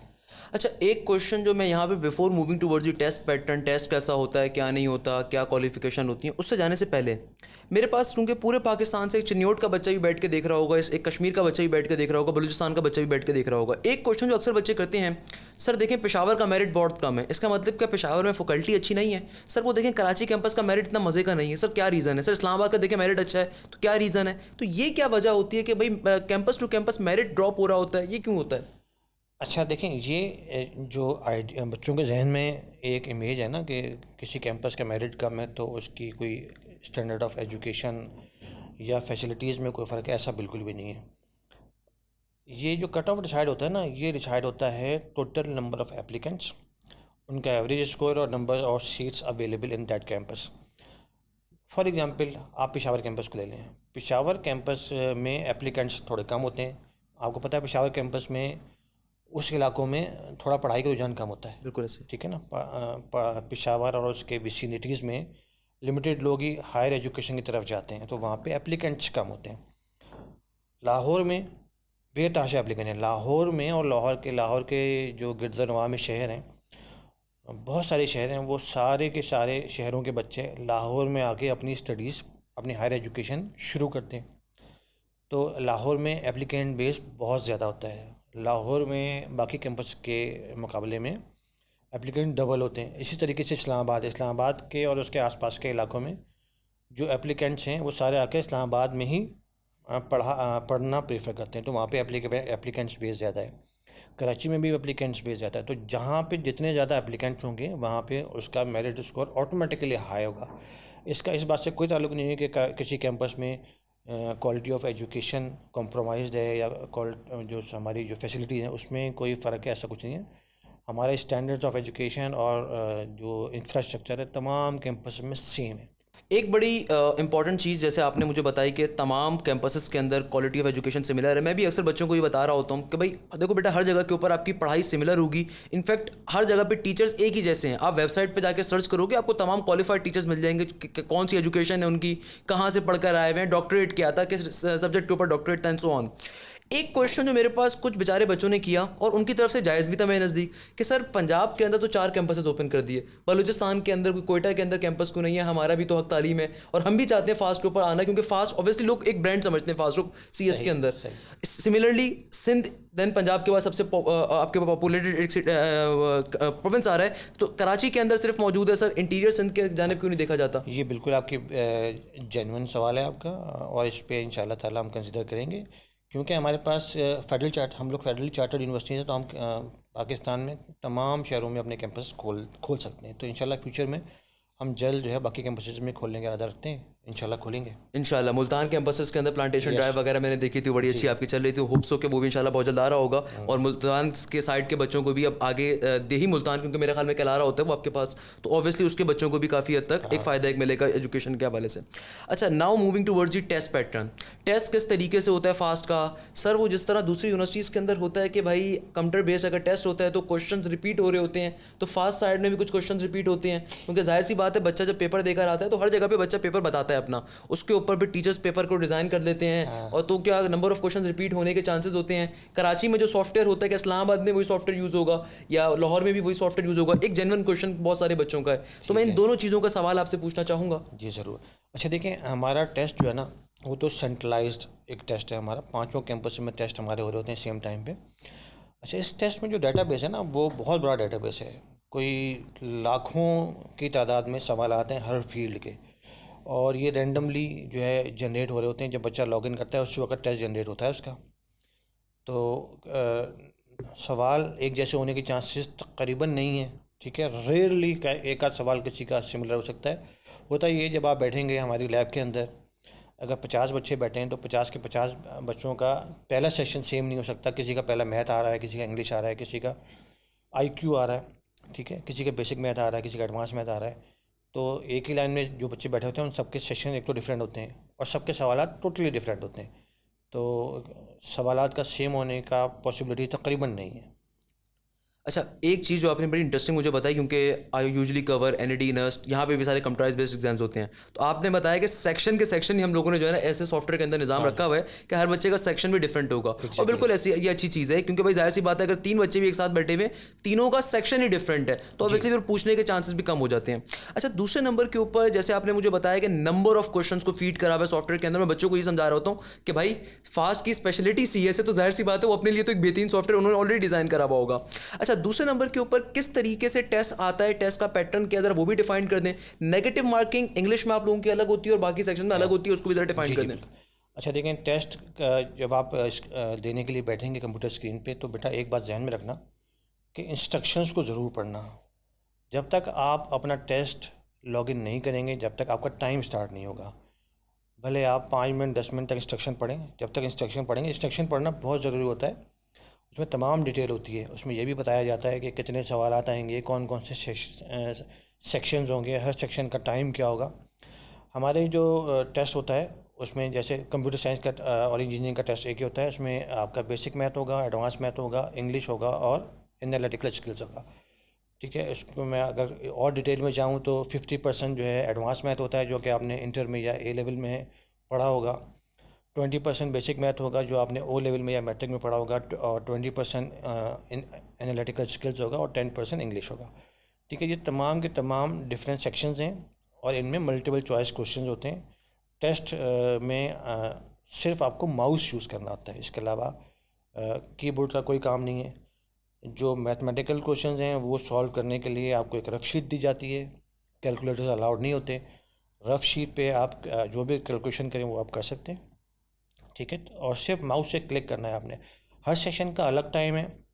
फॉर एग्जांपल अगर आपका पहला सेशन एडवांस मैथ है तो एडवांस मैथ का अगर आप फर्स्ट करें 1 घंटा दिया हुआ है तो उस 1 घंटे में रहते हुए आप टेस्ट में मूव फॉरवर्ड भी कर सकते हैं, मूव बैकवर्ड भी कर सकते हैं। कोई एक सवाल अगर आपको मुश्किल लग रहा है उसको स्किप करके अगले सवाल पे चले जाएं, बाद में आके पिछला वाला सवाल आप हल कर सकते हैं, ठीक है। तो फॉर एग्जांपल 1 घंटा है, 1 घंटे में आपने अगर आप आखिरी क्वेश्चन में पहुंच गए तो फिर आपके पास ये ऑप्शन भी आ सकता है कि आपने किस सवाल का जवाब नहीं दिया, तो वो भी आपके पास ऑप्शन है, व्यू अनआंसर्ड क्वेश्चन। तो सारे सवाल आ जाएंगे, फिर आप अपनी मर्ज़ी से अटैम्प्ट कर सकते हैं कौन सा सवाल आपने अटैम्प्ट करना है। आप पीछे जाके रिव्यू भी कर सकते हैं कि कोई क्वेश्चन जो मैंने अटैम्प्ट किया है वो सही किया है या गलत किया है, अगर आपके पास टाइम है तो। टाइम मैनेजमेंट जो है वो की इशू होता है टेस्ट देने में। अच्छा, फॉर एग्जांपल अगर आपने एक सेशन का टाइम बच गया, 1 घंटा में से कुछ टाइम बाकी है और आप नेक्स्ट सेशन में मूव हो गए, तो फिर ये वाला सेशन आपका, इसका टाइम ख़त्म हो गया, ये लैप्स हो गया, फिर आप वापस इस सेशन में नहीं आ सकते। इसी तरीके से अगर आपने कोई सवाल अटेम्प्ट किया है उस टाइम में रहते हुए आप उसको रीसेट भी कर सकते हैं, यानी आप रीसेट चॉइस करेंगे, दोबारा अटेम्प्ट कर लेंगे, ये आपका उसी टाइम लिमिट के अंदर रहते हुए बहुत सारे ऑप्शन आपके पास हैं। अच्छा, एक क्वेश्चन जो मैं यहाँ पे आपसे पूछना चाहूँगा कि यानी कि अगर मैंने एक एमसीक्यू उसको मार्क करा, अगर मुझे लगता है ऐसा गलत आंसर है तो मैं उसको सही मार्क दोबारा कर सकता हूँ। आप रीसेट चॉइस करेंगे, वो रिफ्रेश हो जाएगा, फिर आप दोबारा। और दूसरे नंबर के ऊपर time management is something very crucial बेटा एप्टीट्यूड साइड के ऊपर, क्योंकि प्रेशर को हैंडल करना पड़ता है। जब आप देखते हैं ना कि इतने सारे लोग टेस्ट देने के लिए आ रहे हैं, सबकी ख्वाहिश है फास्ट यूनिवर्सिटी, आपका क्यों एडमिशन होगा, तो उस वक्त बहुत ज़्यादा प्रेशर बच्चा फील कर रहा होता है। सो मैं हमेशा बच्चों से एक बात सबसे ज़्यादा जो कहता हूँ एप्टीट्यूड टेस्ट को अटैम्प्ट करते हुए कि भाई कॉन्फिडेंस अपने ऊपर रखते हुए आप पहले आसान चीज़ को अटैम्प्ट करो। सो मेरा एक क्वेश्चन आपसे ये कि भाई क्या मेरी चॉइस है सेक्शन को चूज करना? नहीं। ओके, लेट सपोज मेरी चॉइस नहीं है, तो क्या मेरी चॉइस है क्वेश्चंस को सॉल्व करना? यानी कि लेट सपोज मैं स्किप कर दूं पहला क्वेश्चन, दूसरे पे चला जाऊं, तीसरे पे चला जाऊं। यस, ये आपकी चॉइस है। उस टाइम लिमिट में रहते हुए आप कैरी फॉरवर्ड, मूव बैकवर्ड हो सकते हैं, बस टाइम आपका लैप्स नहीं होना चाहिए उस सेशन में रहते हुए जो आप करना चाहते हैं। अच्छा सर, अगर मेरा टाइम पूरा हो गया, लेट सपोज एडवांस मैथ्स का मेरे पास जो टाइम था वो 1 घंटे का था, 1 घंटा पूरा हो गया, तो क्या वो सेक्शन ऑटोमेटिकली ऑफ हो जाएगा और नेक्स्ट सेक्शन स्टार्ट हो जाएगा? अगर आप नेक्स्ट सेशन की तरफ मूव नहीं करेंगे तो टाइम ख़त्म होने के फ़ौरन बाद नेक्स्ट सेशन आपका खुल जाएगा, पुराना वाला क्लोज हो जाएगा। सो आपकी तरफ से रिकमेंडेशन यही है कि जितना टाइम आपको उस सेक्शन के इंस्ट्रक्शंस के अंदर गिवन है उतना टाइम आप एक सेक्शन के ऊपर लगाएंगे, फायदा नहीं है। अगर एग्जैक्टली आपको टाइम बचाने में कोई फायदा नहीं है, आप पूरा टाइम यूटिलाइज करें। सही, कुछ बच्चे होते हैं मतलब आधे घंटे में पेपर देके बाहर आने की कोशिश कर रहे होते हैं, तो नहीं। देखें सर, मैनेजर एकेडमिक्स आपसे यही बात कह रहे हैं कि भाई आपको जो टाइम डेजिग्नेटेड एक सेक्शन के लिए, आप इंस्ट्रक्शंस को लाजमी पढ़े स्टार्टिंग के अंदर, उसके बाद उस टाइम पीरियड में रहते हुए उस सेक्शन को पूरा अटेम्प्ट करें। पहले अगर आप छोड़ भी देंगे सेक्शन को तो आप आगे मूव नहीं कर पाएंगे, आप आगे ऑन नहीं कर सकते। ऐसे ही है जी, ऐसे ही बिल्कुल सही है। एक बहुत इंपॉर्टेंट बात जो आपको जहन में रखनी है कि टेस्ट में नेगेटिव मार्किंग होती है, ठीक है। तो आपने, बाद बच्चे क्या करते हैं कि वो कोशिश करते हैं कि 100% टेस्ट अटैम्प्ट कर लें, जिस सवाल का जवाब नहीं आ रहा उसका वो तुक्का लगा लेते हैं, ठीक है। तो ये बेसिकली आपके लिए नुकसानदेह। नेगेटिव मार्किंग की वजह से सम टाइम ऐसा भी हमने देखा कि बच्चे ने 110 सवाल पूरे किए और उसका टेस्ट में स्कोर है -2, ठीक है। ऐसे केसेस हैं। तो एडवाइजेबल ये है बेटा कि जो जिसमें आप कॉन्फिडेंट हैं वो सवाल अटैम्प्ट करें। अगर आप कोई सवाल अटैम्प्ट नहीं करेंगे तो उसकी कोई नेगेटिव मार्किंग नहीं है। मैं इस चीज़ को थोड़ा सा सिंप्लीफाई कर देता हूँ कि देखिए नेगेटिव मार्किंग फास्ट के अंदर, इंग्लिश के अंदर मेरे ख्याल में 0.25 है, या आप प्लीज़ डिफाइन कर दें इसको भी। अच्छा, नेगेटिव मार्किंग का मैकेनिज़्म मैं आपको आसान अल्फाज में समझाता हूँ। वो ये होता है कि जिस सवाल की जितनी चॉइसेस दी हुई हैं, फॉर एग्जांपल अगर किसी सवाल की आंसर 4 दिए हुए हैं तो उसमें नेगेटिव मार्किंग है 0.25। सही है। अगर किसी सवाल के 3 जवाब दिए हुए हैं तो उसकी नेगेटिव मार्किंग है 0.33। किसी सवाल के 2 जवाब दिए हुए हैं तो उसकी नेगेटिव मार्क है 0.5। एवरेज जो है ना 0.33 मार्क्स हैं नेगेटिव मार्किंग, एवरेज ये है। सही। अच्छा, यानी कि इसका मतलब ये हुआ, देखें बेटा आपको ये चीज़ समझनी पड़ेगी कि भाई आपको हर चीज़ आती है, आपने इस चीज़ को नहीं सोचना। भाई हम सारे आइंस्टाइन के बच्चे नहीं हैं। एप्टीट्यूड एग्जाम के अंदर आपने सबसे पहला जो फोकस ही करना होता है वो ये होता है जो आपको आता है पहले आप वो करें। आपको जो नहीं आता अगर आप उस पर अटैम्प्ट करने पर टाइम ज़ाया करेंगे तो ना सिर्फ आपका टाइम ज़ाया होगा बल्कि नेगेटिव मार्किंग होने के चांसेस बहुत ज़्यादा हैं। जिस तरह सर ने फरमाया कि भाई आपके पास बहुत दफ़ा ऐसा होता है बच्चा 110 क्वेश्चन अटैम्प्ट कर लेता है मगर उसका टोटल स्कोर क्या बन रहा है, -2 बन रहा है। तो negative marking is something very important. तो अगर आप फास्ट यूनिवर्सिटी को बाकी अपनी ड्रीम यूनिवर्सिटी समझते हो तो अपने कॉन्फिडेंस अपना लूज नहीं होने देना, अपने प्रेशर को गेन नहीं होने देना, आपने नेगेटिव मार्किंग वाले फैक्टर को बहुत ज़्यादा ध्यान में रखना है कि एवरेज नेगेटिव मार्किंग 0.33 है। While on the other hand जो मैंने फास्ट की डिटेल गाइड वीडियो बनाई थी, मैंने उसमें नेगेटिव मार्किंग सेक्शन वाइज भी डिफाइन करी थी। इंग्लिश में नेगेटिव मार्किंग डिफरेंट होती है, बाकी जगहों पर डिफरेंट होती है। तो मेरे ख्याल में इंग्लिश के अंदर 0.25 थी, if I am not wrong, और बाकी जगहों पर 0.33 थी। उसको चेक कर लीजिएगा, मेरे जहन में स्कोर एक्जैक्टली अभी मौजूद नहीं है, बट एवरेज जैसे सर ने बताया कि 0.33 नेगेटिव मार्किंग हर क्वेश्चन के ऊपर आपके पास एग्जिस्ट कर रही है। और अगर आप क्वेश्चन को लेफ्ट आउट करते हैं तब नेगेटिव मार्किंग नहीं होगी, सिर्फ अगर आप गलत आंसर लगाते हैं तब नेगेटिव मार्किंग होगी। अच्छा, ये तो हमारे पास एक टेस्ट का पैटर्न आ गया। एक क्वेश्चन और हमारे पास आता है, और ये क्वेश्चन होता है स्कॉलरशिप के हवाले से।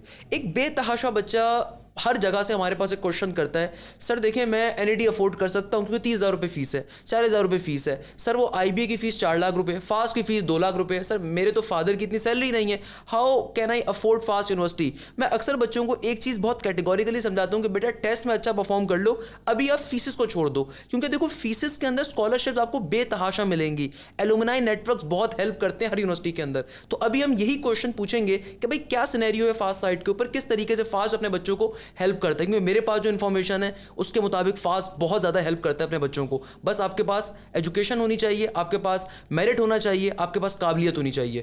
Please sir. अच्छा हाशिम भाई, बात यह है कि बिल्कुल आपने सही फरमाया कि बच्चे को सिर्फ अभी फोकस करना है अपने टेस्ट पे, एडमिशन टेस्ट क्वालिफाई कर लें। बहुत सारे बच्चे ऐसे होते हैं जो कि फाइनेंशियली इतने स्ट्रांग नहीं होते लेकिन अकेडमिकली बहुत स्ट्रांग होते हैं, ठीक है। फास्ट यूनिवर्सिटी का ये मोटिव भी है कि हम जो है ना एकेडमिक्स को ज़्यादा तरजीह देते हैं, फाइनेंशियल बैकग्राउंड बच्चे का कोई भी हो, डजंट मैटर। और अल्हम्दुलिल्लाह बहुत सारी स्कॉलरशिप्स अवेलेबल हैं और फाइनेंशियल एड प्रोग्राम हमारा बहुत ज़्यादा स्ट्रॉन्ग है। मैं आपको कुछ एग्जांपल दे देता हूँ। हमारे पास कुछ मेरिट बेस्ड स्कॉलरशिप होती हैं, जैसे कि अगर किसी बोर्ड में आपकी पोजीशन आ जाए, बहुत सारे बोर्ड हैं, कराची में ही अगर आप देख लें तो एक कराची इंटरमीडिएट बोर्ड है, आगा खान बोर्ड है, ज़ियाउद्दीन बोर्ड है, फिर कैम्ब्रिज है, एडेक्सिल है, 5 बोर्ड तो ये हो गए। कराची से बाहर चले जाएँ, हैदराबाद बोर्ड है, मीरपुर ख़ास बोर्ड है, लाड़काना बोर्ड है। इसी तरीके से पाकिस्तान के बाकी शहरों में, पंजाब में, लाहौर में और पेशावर में जितने भी बोर्ड्स हैं, उन बोर्ड्स के जो टॉप 3 पोजीशन होल्डर हैं वो उस रेलिवेंट डिग्री प्रोग्राम्स के में अगर उनका मेरिट में नाम आ जाता है तो वो 100% स्कॉलरशिप के जो है वो अहल हो गए हैं। यानी अगर आपके फर्स्ट सेकंड थर्ड पोजीशन है प्री इंजीनियरिंग बोर्ड में, तो अगर आपने हमारा टेस्ट क्लियर किया तो आपको 100% फ्री स्कॉलरशिप मिलेगी। इसी तरीके से कैम्ब्रिज का थोड़ा सा डिफरेंट होता है। कैम्ब्रिज में क्योंकि पोजीशन नहीं होती, तो कैम्ब्रिज में आपकी अगर कोई डिस्ट्रिक्शन है, उस डिस्ट्रिक्शन की बेसिस पे आपको 100% स्कॉलरशिप मिल सकती है। लास्ट ईयर हमारे पास सिर्फ कराची कैंपस का बता रहा हूँ 7 पोजीशन होल्डर्स आए थे इंटरमीडिएट बोर्ड के, जिनको हमने फुल स्कॉलरशिप दी है। ये तो मेरिट बेस्ड स्कॉलरशिप है। इसके अलावा हमारा जो टेस्ट है, अगर उसमें भी फर्स्ट सेकंड थर्ड पोजीशन अगर आप लेके आते हैं तो 100% स्कॉलरशिप है। ये 2 तो मेरिट बेस्ड स्कॉलरशिप हैं। इसके अलावा बहुत सारी और स्कॉलरशिप हैं। कुछ सिंध गवर्नमेंट स्कॉलरशिप देती है, जैसे सिंध एंडोमेंट बोर्ड और बलूचिस्तान एंडोमेंट बोर्ड स्कॉलरशिप है। हमारे बहुत सारे एलुमनाई नेटवर्क्स हैं, जैसे फाना है, एक ऑस्ट्रेलियन बेस्ड स्कॉलरशिप है। हमारे जो बच्चे ऑस्ट्रेलिया में हैं जो एलुमनाई है, वो स्कॉलरशिप्स दे रहे हैं हमारे बच्चों को।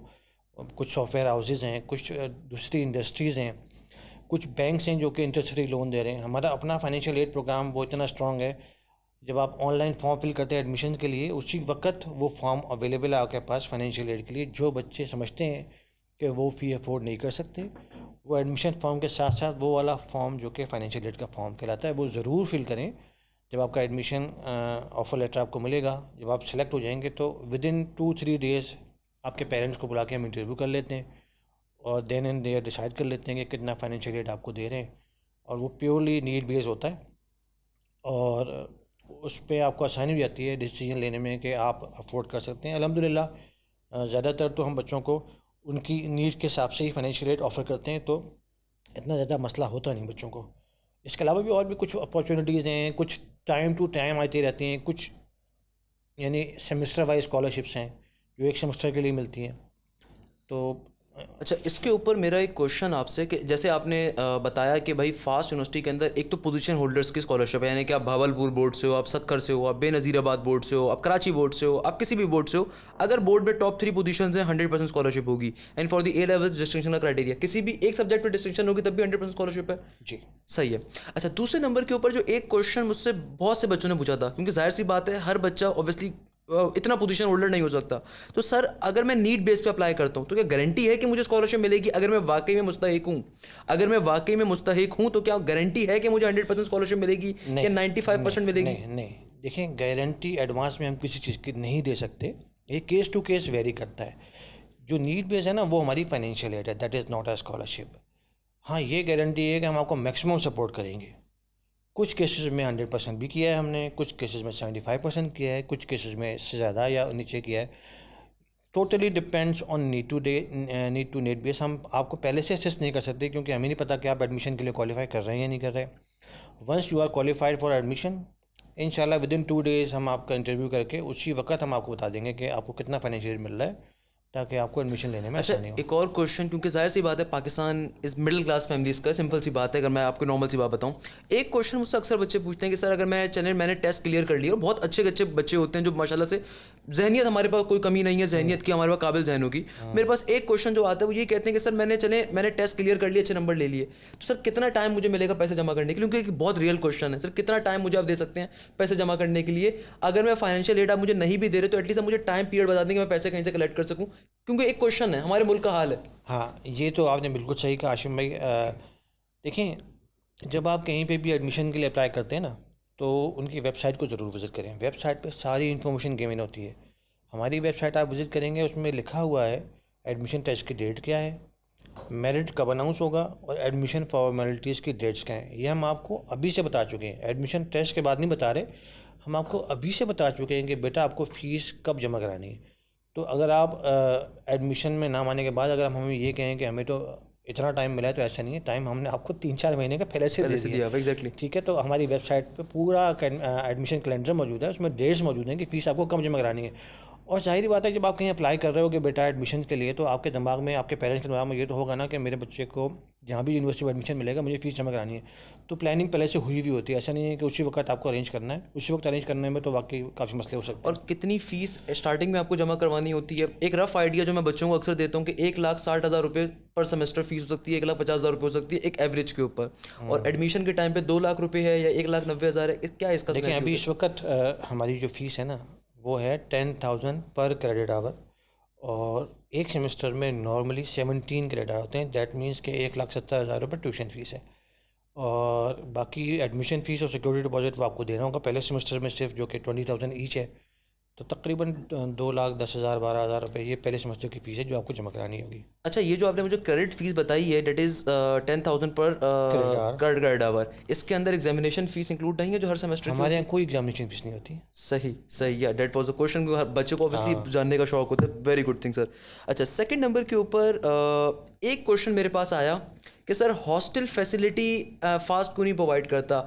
मैं तो फास्ट को बहुत अच्छी यूनिवर्सिटी समझता हूँ, तो क्या रीज़न है कि फास्ट मुझे हॉस्टल नहीं प्रोवाइड कर रहा? It's something alarming for me. तो मैंने बच्चों को यही बताया कि देखो, फास्ट के कुछ कैंपसेस के अंदर बेटा हॉस्टल की फैसिलिटीज़ होती है, कुछ में नहीं होती हैं, तो ये डिपेंड करता है यूनिवर्सिटी के ऊपर, उसके प्रीमिसेस के ऊपर, if I am not wrong. तो आप इसके ऊपर क्या कहेंगे? देखिए, हमारे 2 कैंपसेस में तो ऑन कैंपस हॉस्टल फैसिलिटी है, जैसे कि फैसलाबाद कैंपस है और पेशावर कैंपस है। यहाँ पे ऑन कैंपस हॉस्टल फैसिलिटी मौजूद है। बाकी जो कैंपसेस हैं, क्योंकि वो जैसे लाहौर कैंपस है और इस्लामाबाद का है, वो शहर के बिल्कुल दरमियान में, ठीक है, और नॉर्मली वहाँ पे बच्चों को हॉस्टल की फैसिलिटीज़ कम रिक्वायर्ड होती है। लेकिन अगर रिक्वायर्ड भी होती है ना, तो क्या होता है, जैसे कराची कैंपस में भी ऑन कैंपस तो हॉस्टल फैसिलिटी नहीं है, लेकिन कैंपस विसिनिटी में प्राइवेट हॉस्टल्स मौजूद हैं। लॉन्ग टर्म में जाहिर बात है हम सोचेंगे कि इंशाल्लाह हम कराची कैंपस में भी ऑन कैंपस हॉस्टल बनाएं, बाकी कैंपस में भी बनाएं, लेकिन फ़िलहाल प्राइवेट हॉस्टल्स मौजूद होते हैं, जैसे इस्लामाबाद है, लाहौर है, और हमारा कैंपस है। हमारे विसिनिटी में प्राइवेट हॉस्टल्स हैं, वो आप विज़िट करें, बच्चे रह रहे हैं वहाँ पे, जो आपको अच्छा लगे वो आप बिल्कुल अवेल करें। एग्जैक्टली, जो आपकी यूनिवर्सिटी होती है उसके बिल्कुल साथ ही, मैं कराची कैंपस मैंने बेताशा विजिट किया हुआ, उसके बिल्कुल साथ ही के अंदर प्राइवेट हॉस्टल की फैसिलिटीज अवेलेबल है with 24 hour security and so on. तो बेताशा है, तो जिन बच्चों को हॉस्टल का है तो आप वहाँ पे विजिट करते हैं। सिमिलरली इस्लामाबाद कैंपस के सामने भी अक्सर मैं इस तरह की पोस्ट वगैरह सोशल मीडिया के ऊपर देखता रहता हूँ कि बहुत सारे एड्स आ रहे होते हैं, तो अवेलेबल होती हैं। तो अगर यूनिवर्सिटी खुद भी प्रोवाइड नहीं कर रही, तो जितनी कॉस्ट आपको वहाँ पे पड़ेगी उतनी ही कॉस्ट आपको प्राइवेट साइड पर ही पड़ रही होगी। ऐसा ही है सर? तो क्या कोई कॉस्ट लेते हैं यूनिवर्सिटी, कोई कॉस्ट लेती है हॉस्टल फैसिलिटी प्रोवाइड करने के लिए? डेफिनेटली बिल्कुल कॉस्ट है, अगर कैंपस में हॉस्टल है तो उसकी तो डेफिनेटली कुछ कॉस्ट होती है पर मंथ। सही सही।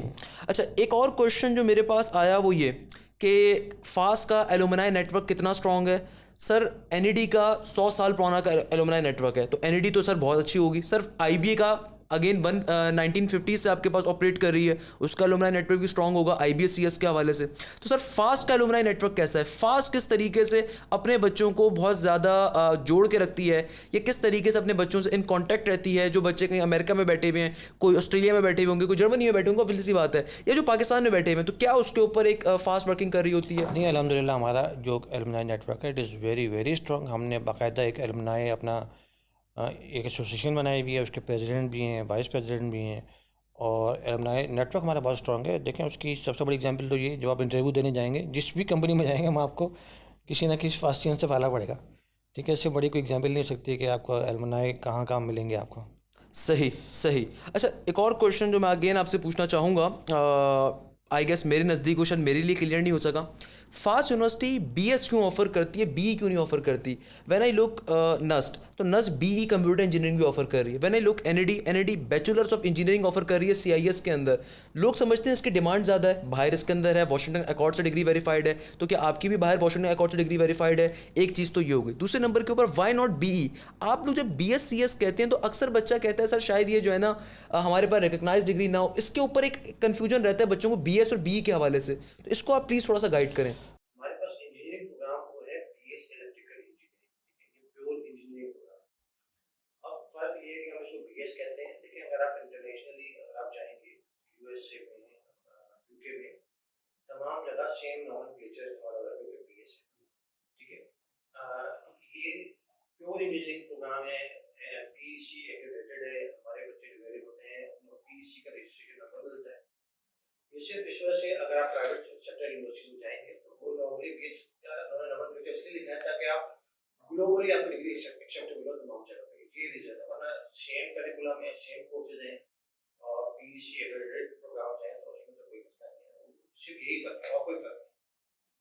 सही सही। अच्छा, एक और क्वेश्चन जो मेरे पास आया अगेन, जब मैंने कहा कि मैं फास्ट एक ऑफिशियल्स के साथ इंशाल्लाह ताला एक मुलाकात कर रहा हूँ, एक क्वेश्चन जो फास्ट के अंदर स्टूडेंट्स से मेरे उनके पास से आया, रिटेंशन पॉलिसी टीचर्स के हवाले से फास्ट की क्या है? क्योंकि आजकल जो मुल्क के हालात है इसके अंदर भी चीज देखते हैं, काफी सारे टीचर्स पाकिस्तान को अब छोड़ के जा रहे हैं। If I talk about NAD, I know personally बहुत सारे गए। मैं नस्ट के टीचर से बात कर रहा था, बहुत सारे गए। मैं फास्ट के नाम बात करूं, प्रोफेसर मेरे बड़े अच्छे दोस्त हैं, उनका नाम सैयद कुबैर साहब है, वो अक्सर फेसबुक ग्रुप भी चला रहे होते हैं, तो मैं उनकी पोस्ट वगैरह देख रहा था, तो उसके अंदर भी कि बहुत ज्यादा लोग जा रहे हैं क्योंकि हालात ऐसे हैं उनके। तो फास्ट किस तरीके से रिटेंशन अपनी टीचर्स की कर रहा होता है, या उनके मुकाबले में नए से नए टीचर्स कैसे लेकर आ रहा होता है स्टूडेंट्स के लिए? क्योंकि अक्सर हम देखते हैं बच्चे कहते हैं कि भाई मैं किसी हर यूनिवर्सिटी की बात कर रहा हूँ कि सर वो हमारे पास खराब टीचर्स हैं या हमारे पास टीचर्स ऐसे हैं समझ में नहीं आ रहा होता। इसके हवाले से आपका क्या सर है? ये देखिए, फैकल्टी की रिटेंशन तो अल्हम्दुलिल्लाह ऐसा नहीं है। हमारे यहाँ जो रेट है जाने का वो बिल्कुल भी ऐसा अलार्मिंग नहीं है। अल्हम्दुलिल्लाह हमारे बहुत पुराने पुराने फैकल्टी वाले जो कि 23 सालों से 25-25 सालों से हमारे यहाँ पढ़ा रहे हैं, भी अल्हम्दुलिल्लाह वो कंटिन्यू किया उन्होंने कैरियर।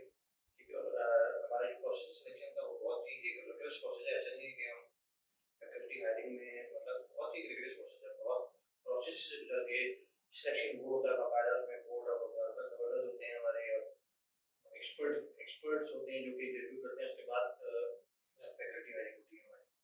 और ऐसा नहीं है हमारे फैकल्टी मेंबर्स, ऐसा नहीं है कि बहुत तेजी से छोड़ के जा रहे हैं, बिल्कुल रिटेन। अच्छा, एक चीज जो मैं यहाँ पे पूछना चाहूंगा अगेन, काफी सारे न्यू बच्चों के लिए भी, जो पुराने बच्चे हैं उनकी तरफ से भी काफी सारा मेरे पास क्वेश्चन था अगेन प्रेशर के हवाले से, कि सर फास्ट के बारे में जो एक मिथ बनाई हुई है प्रेशर के लिए, तो सर क्या हमें कोई सपोर्ट करने के लिए होता है वहाँ पे? जैसे आप मैनेजर एकेडमिक्स हैं, to be very honest when I ask my students कि मुझे सर अब्दुल सईद से मुलाकात करनी है, मुझे इनसे एक बात करनी है, तो बहुत सारे बच्चों ने मुझसे कहा कि बहुत ही अच्छे टीचर हैं, बहुत ही नाइस एकेडमिक्स के मैनेजर हैं, और हमारे रात के 12 बजे भी अगर कोई इशू हो या रात में इनको मैसेज करना है, बहुत तरीके से हमें जवाब देते हैं।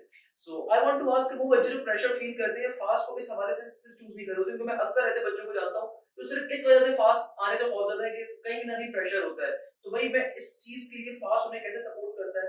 अगर कोई टीचर की वजह से कोई बच्चे को इशू फेस हो तो क्या वो रिपोर्ट कर सकता है? ये मैकेनिज्म तो देखिए ना, ये मैकेनिज्म तो हर यूनिवर्सिटी में मौजूद है कि अगर आपको किसी टीचर से सेटिस्फाई नहीं है तो आप कंप्लेंट लेके जाएंगे, वो सेम मैकेनिज्म मौजूद है हमारे पास, वो तो कोई मसला नहीं। और प्रेशर के हवाले से, कि प्रेशर जो स्टडीज के अंदर बच्चा फेस करता है, तो आपके पास स्टेट ऑफ द आर्ट कोई ग्राउंड्स हैं, कोई चीजें हैं कि जहां बच्चा रिलैक्सेशन के साथ कर सके? ये अल्हम्दुलिल्लाह हमारे पास इतना एक्स्ट्रा करिकुलर एक्टिविटी होती है हमारे पास। जब आप आएंगे, जब बच्चे टेस्ट देने आएंगे ना, तो उनको अंदाजा होता है कि कैंपस में हमारी लाइफ कैसी है। और आजकल तो सोशल मीडिया इतना स्ट्रांग हो गया, आप देखें हमारी एक्टिविटीज जितनी भी होती हैं वो सोशल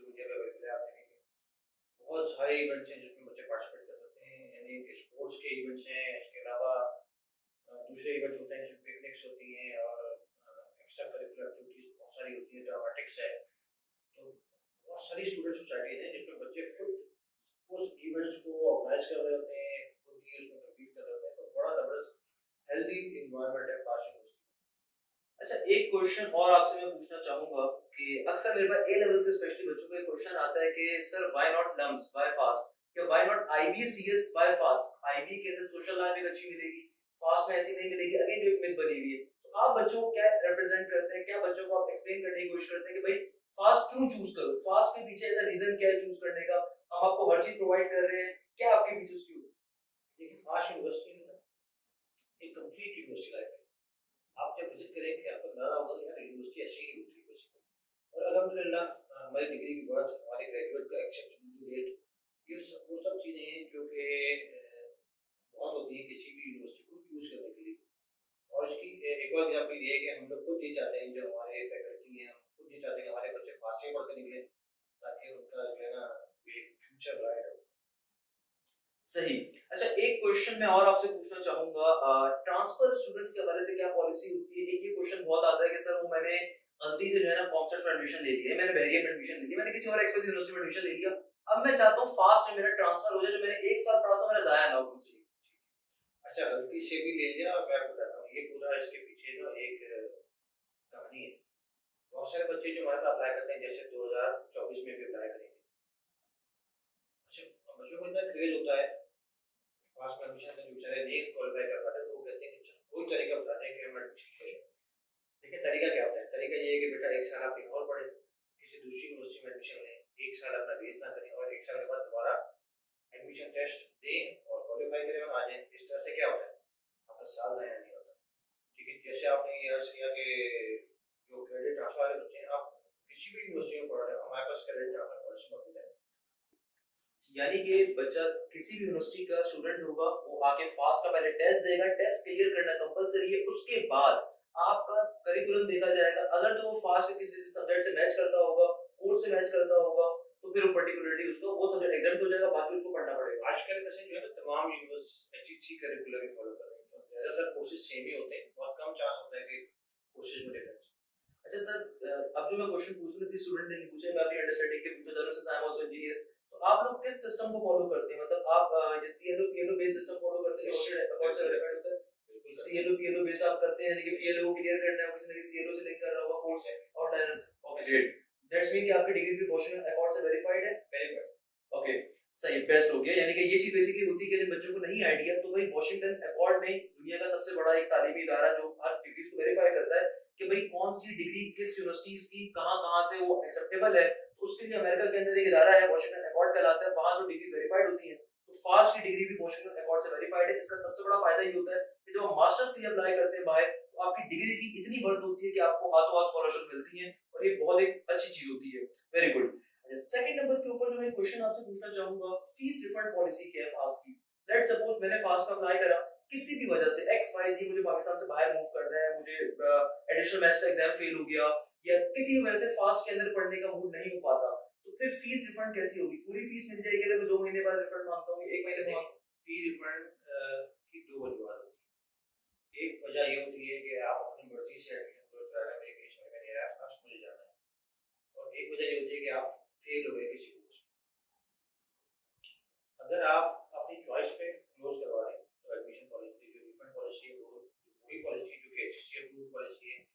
यदि क्लासेस स्टार्ट होने के विदिन 7 डेज आप अप्लाई करेंगे रिफंड के लिए, तो आपको 100% ट्यूशन फी रिफंड हो जाएगी। जो चीज़ रिफंड नहीं होती वो है admission fee. Admission fee non refundable है।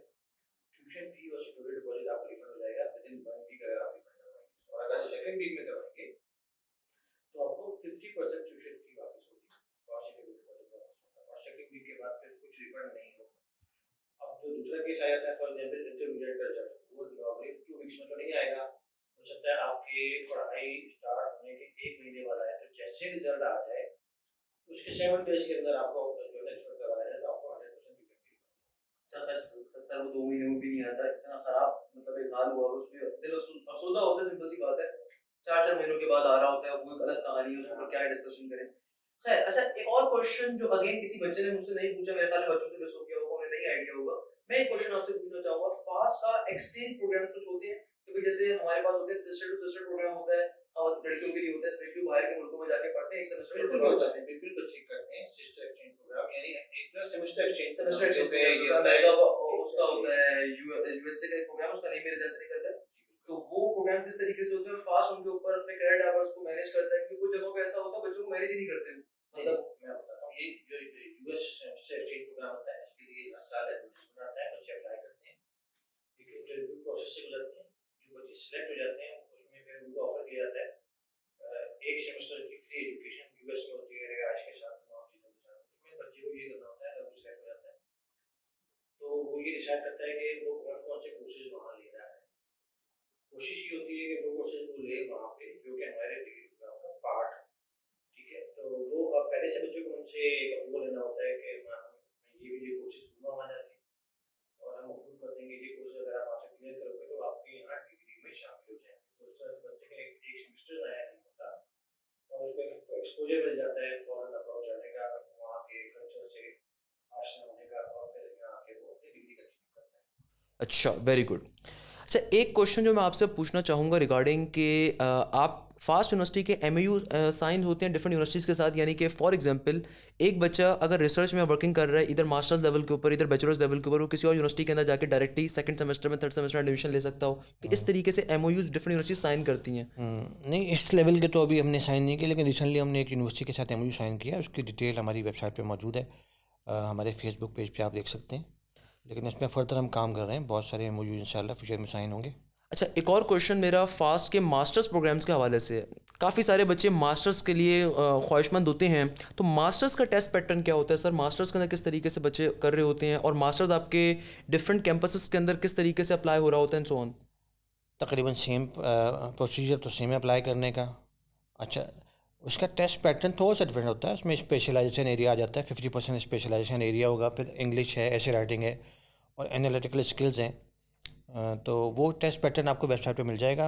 तो क्राइटेरिया जो है डिफरेंट होता है, हर डिग्री प्रोग्राम का रिक्वायरमेंट डिफरेंट होती है, और टेस्ट का जो अटैम्प्ट करने का तरीका वही है जो कि बीएस में होता है। आपको नेगेटिव मार्किंग भी होती है, हर सेशन के अलग मार्क्स होते हैं। अच्छा, बैचलर्स लेवल के ऊपर आपका इंटरव्यू शायद एग्जिस्ट नहीं करता, मगर मास्टर्स लेवल पे एग्जिस्ट कर रहा होता है। इंटरव्यू एग्जिस्ट करता है, इंटरव्यू बड़ा अहम रोल प्ले करता है, यस, क्योंकि इंटरव्यू की बेसिस पे ये डिसाइड होता है कि आपको मास्टर्स लेवल पे कोई डेफिशिएंसी करनी है या बगैर डेफिशिएंसी के आप डायरेक्ट एमएस प्रोग्राम स्टार्ट कर देंगे। तो interview plays a very crucial role. Number of my students अभी रिसेंटली अपेयर हुए आपके मास्टर्स के प्रोग्राम के अंदर, उन्होंने मुझे चीज़ बताई कि भाई अगर हमने कोई चीज़, जैसे लेट सपोज कोई नॉन टेक्निकल बैकग्राउंड के ऊपर एग्जिस्ट कर रहा है, for example I am mechanical engineer, अगर मैं फास्ट यूनिवर्सिटी को जाता हूँ डेटा साइंसेस के ऊपर फास्ट के अंदर, तो what I got to know कि मतलब मुझे ये पता चला कि भाई आपके पास, आपको जो आपके टेक्निकल कोर्सेज है जो आपने बैचलर्स में नहीं पढ़े हुए, वो आपको नॉन क्रेडिट आवर सूरत में पढ़ाए जा रहे होते हैं। फ्री ऑफ चार्ज पढ़ाए जाते हैं, यस, बिल्कुल पढ़ाए जाते हैं। उसमें वो आपको क्लियर करने होते हैं, और उसके बाद आपका एमएस स्टार्ट होता है। और अगर मैं लेट सपोज मैकेनिकल साइड का हूँ, मुझे सीएस करने का शौक है फास्ट यूनिवर्सिटी से, एंड सूरत के अंदर भी मुझे फ्री ऑफ कॉस्ट कुछ कोर्सेज पढ़ाए जाएंगे। अच्छा, देखें क्या होता है कि जैसे एमएस कंप्यूटर साइंस करना है बच्चे ने, तो एक सर्टेन नंबर ऑफ कोर्सेज हैं जो उसने अपने पास बैचलर लेवल में किए हुए हों। अच्छा, फॉर एग्जांपल 9 कोर्सेज हैं, और 9 में से जो मैक्सिमम डेफिशिएंसी लग सकती है किसी भी प्रोग्राम में, वो लगती है 4 कोर्सेज की, यानी 5 कोर्सेज तो पढ़े हुए होने चाहिए उसको बैचलर लेवल में, और बाकी जो 4 की डेफिशिएंसी है वो हम उसको करवा सकते हैं। पूरे 9 के 9 की डेफिशिएंसी नहीं हो सकती, मैक्सिमम 4 कोर्सेज की डेफिशिएंसी हम करवा सकते हैं उसको एमएस प्रोग्राम में। अच्छा, इसके अंदर मुझे एक चीज़ और गाइड कर दें, फास्ट के अंदर मास्टर्स की फ़ीस कितनी होती है? क्योंकि अक्सर लोग कंफ्यूज होते हैं, जो बहुत सारे बच्चे होते हैं अगेन मिडिल क्लास फैमिली से, उनका होता है कि इस पर भी स्कॉलरशिप आपको मिलती है मास्टर्स लेवल के ऊपर भी, या मास्टर्स लेवल फाइनेंशियल एड के ऑप्शन अवेलेबल नहीं होते? अच्छा, जहाँ तक फ़ीस का ताल्लुक है, फ़ीस तो हमारी है पर क्रेडिट आवर, तो मास्टर्स में भी और पीएचडी में भी 10,000 पर क्रेडिट आवर है। लेकिन मास्टर्स में एक सेमेस्टर में मैक्सिमम जो कोर्स लोड होता है वो होता है 3 कोर्सेज का, यानी कि 9 क्रेडिट आवर। बैचलर्स में होता है 17 क्रेडिट आवर, इस वजह से फ़ीस का फ़र्क है टोटल सेमेस्टर की फ़ीस में। और एमएस होता है 2 साल का, बीएस होता है 4 साल का, तो इसलिए टोटल फ़ीस में भी फ़र्क है।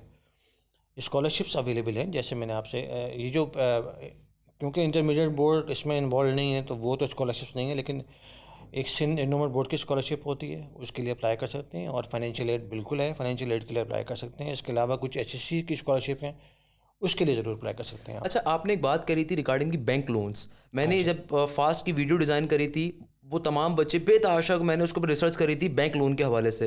तो फास्ट यूनिवर्सिटी से कुछ बैंक्स मुझे पता चला था कि वो आपसे उनका MOU साइंस है, वो बच्चों को लोन प्रोवाइड करते हैं। इसमें इंटरेस्ट होता है, प्रॉफिट नहीं होता नहीं है, क्या सिनेरियो होता है सर उसके अच्छा अंदर? देखिए, मीज़ान बैंक है, उसके तहत तहत एक चलता है एहसान ट्रस्ट।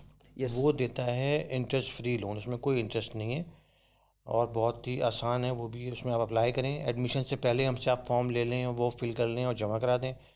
तो एहसान ट्रस्ट का जो हेड ऑफिस है वो मीज़ान बैंक का है साइड एरिया में, वहाँ आपका इंटरव्यू होता है और उसके बाद वो आपको लोन ग्रांट कर देते हैं।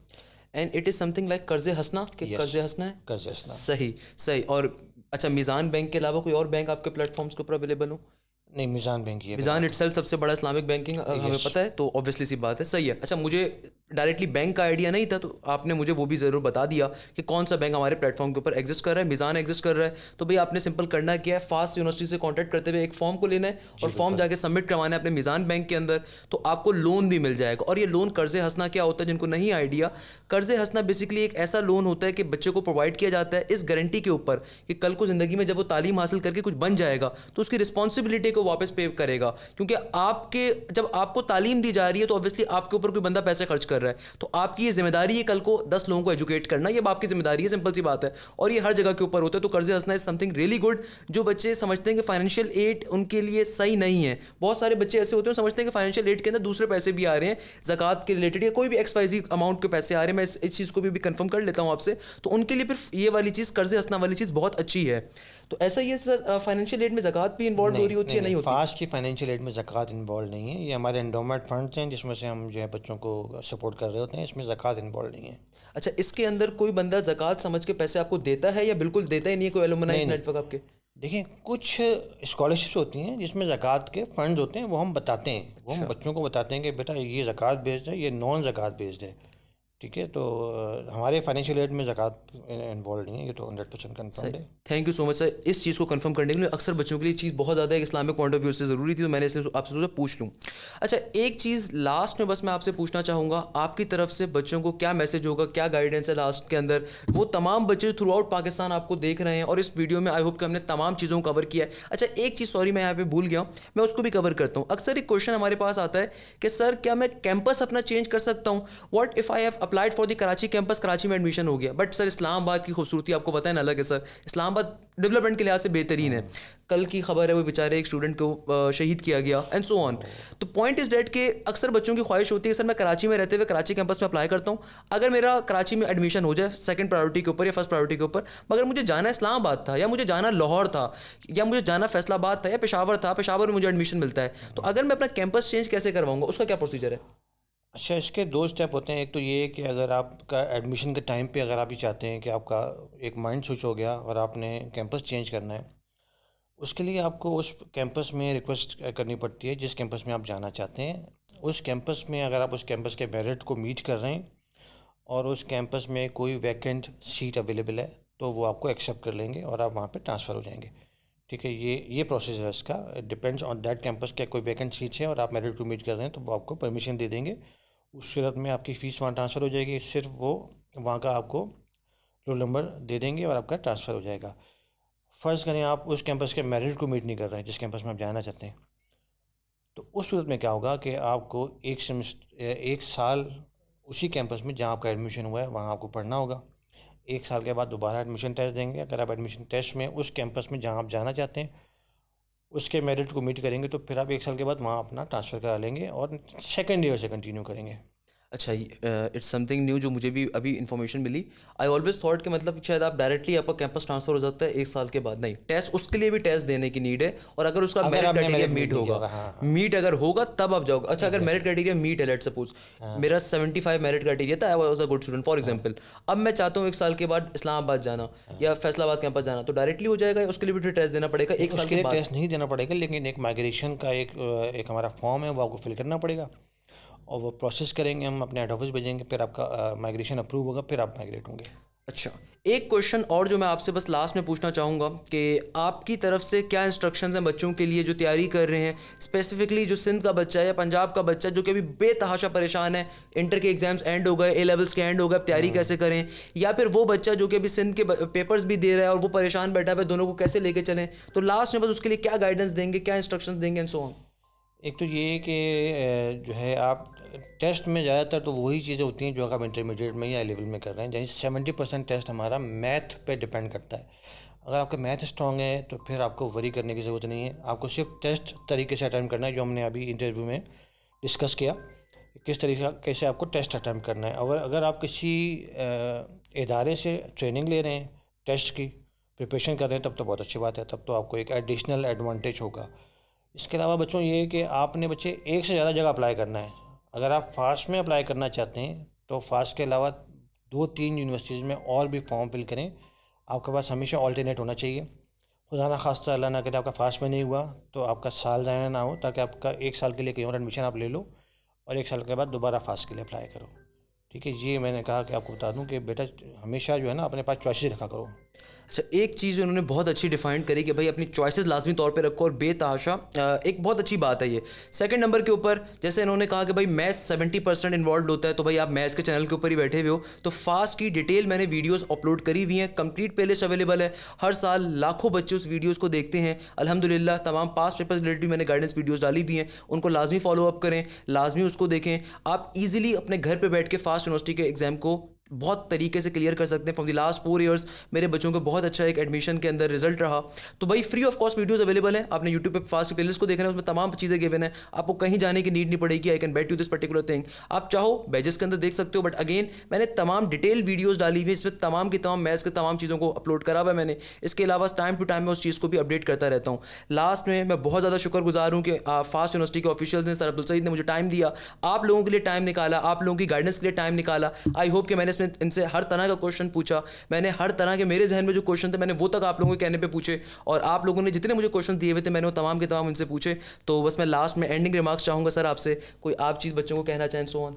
नहीं, बहुत शुक्रिया आपका मुझे इनवाइट करने का, और मैं तमाम बच्चों को बेस्ट ऑफ लक कहता हूँ कि आप सब लोग मेहनत करें और फास्ट के लिए क्वालिफाई करें इंशाल्लाह ताला, और हम वेलकम करेंगे आपका इंशाल्लाह। टेस्ट में भी मुलाकात होगी और एडमिशन के बाद भी मुलाकात होगी आपसे इंशाल्लाह। जज़ाकल्लाह, thank you so much for all of you guys for watching, and यहीं पे इस क्लास को ऑफ करेंगे या इस पॉडकास्ट को हम ऑफ करेंगे। जज़ाकल्लाह, thank you so much. Hashim Zia signing of.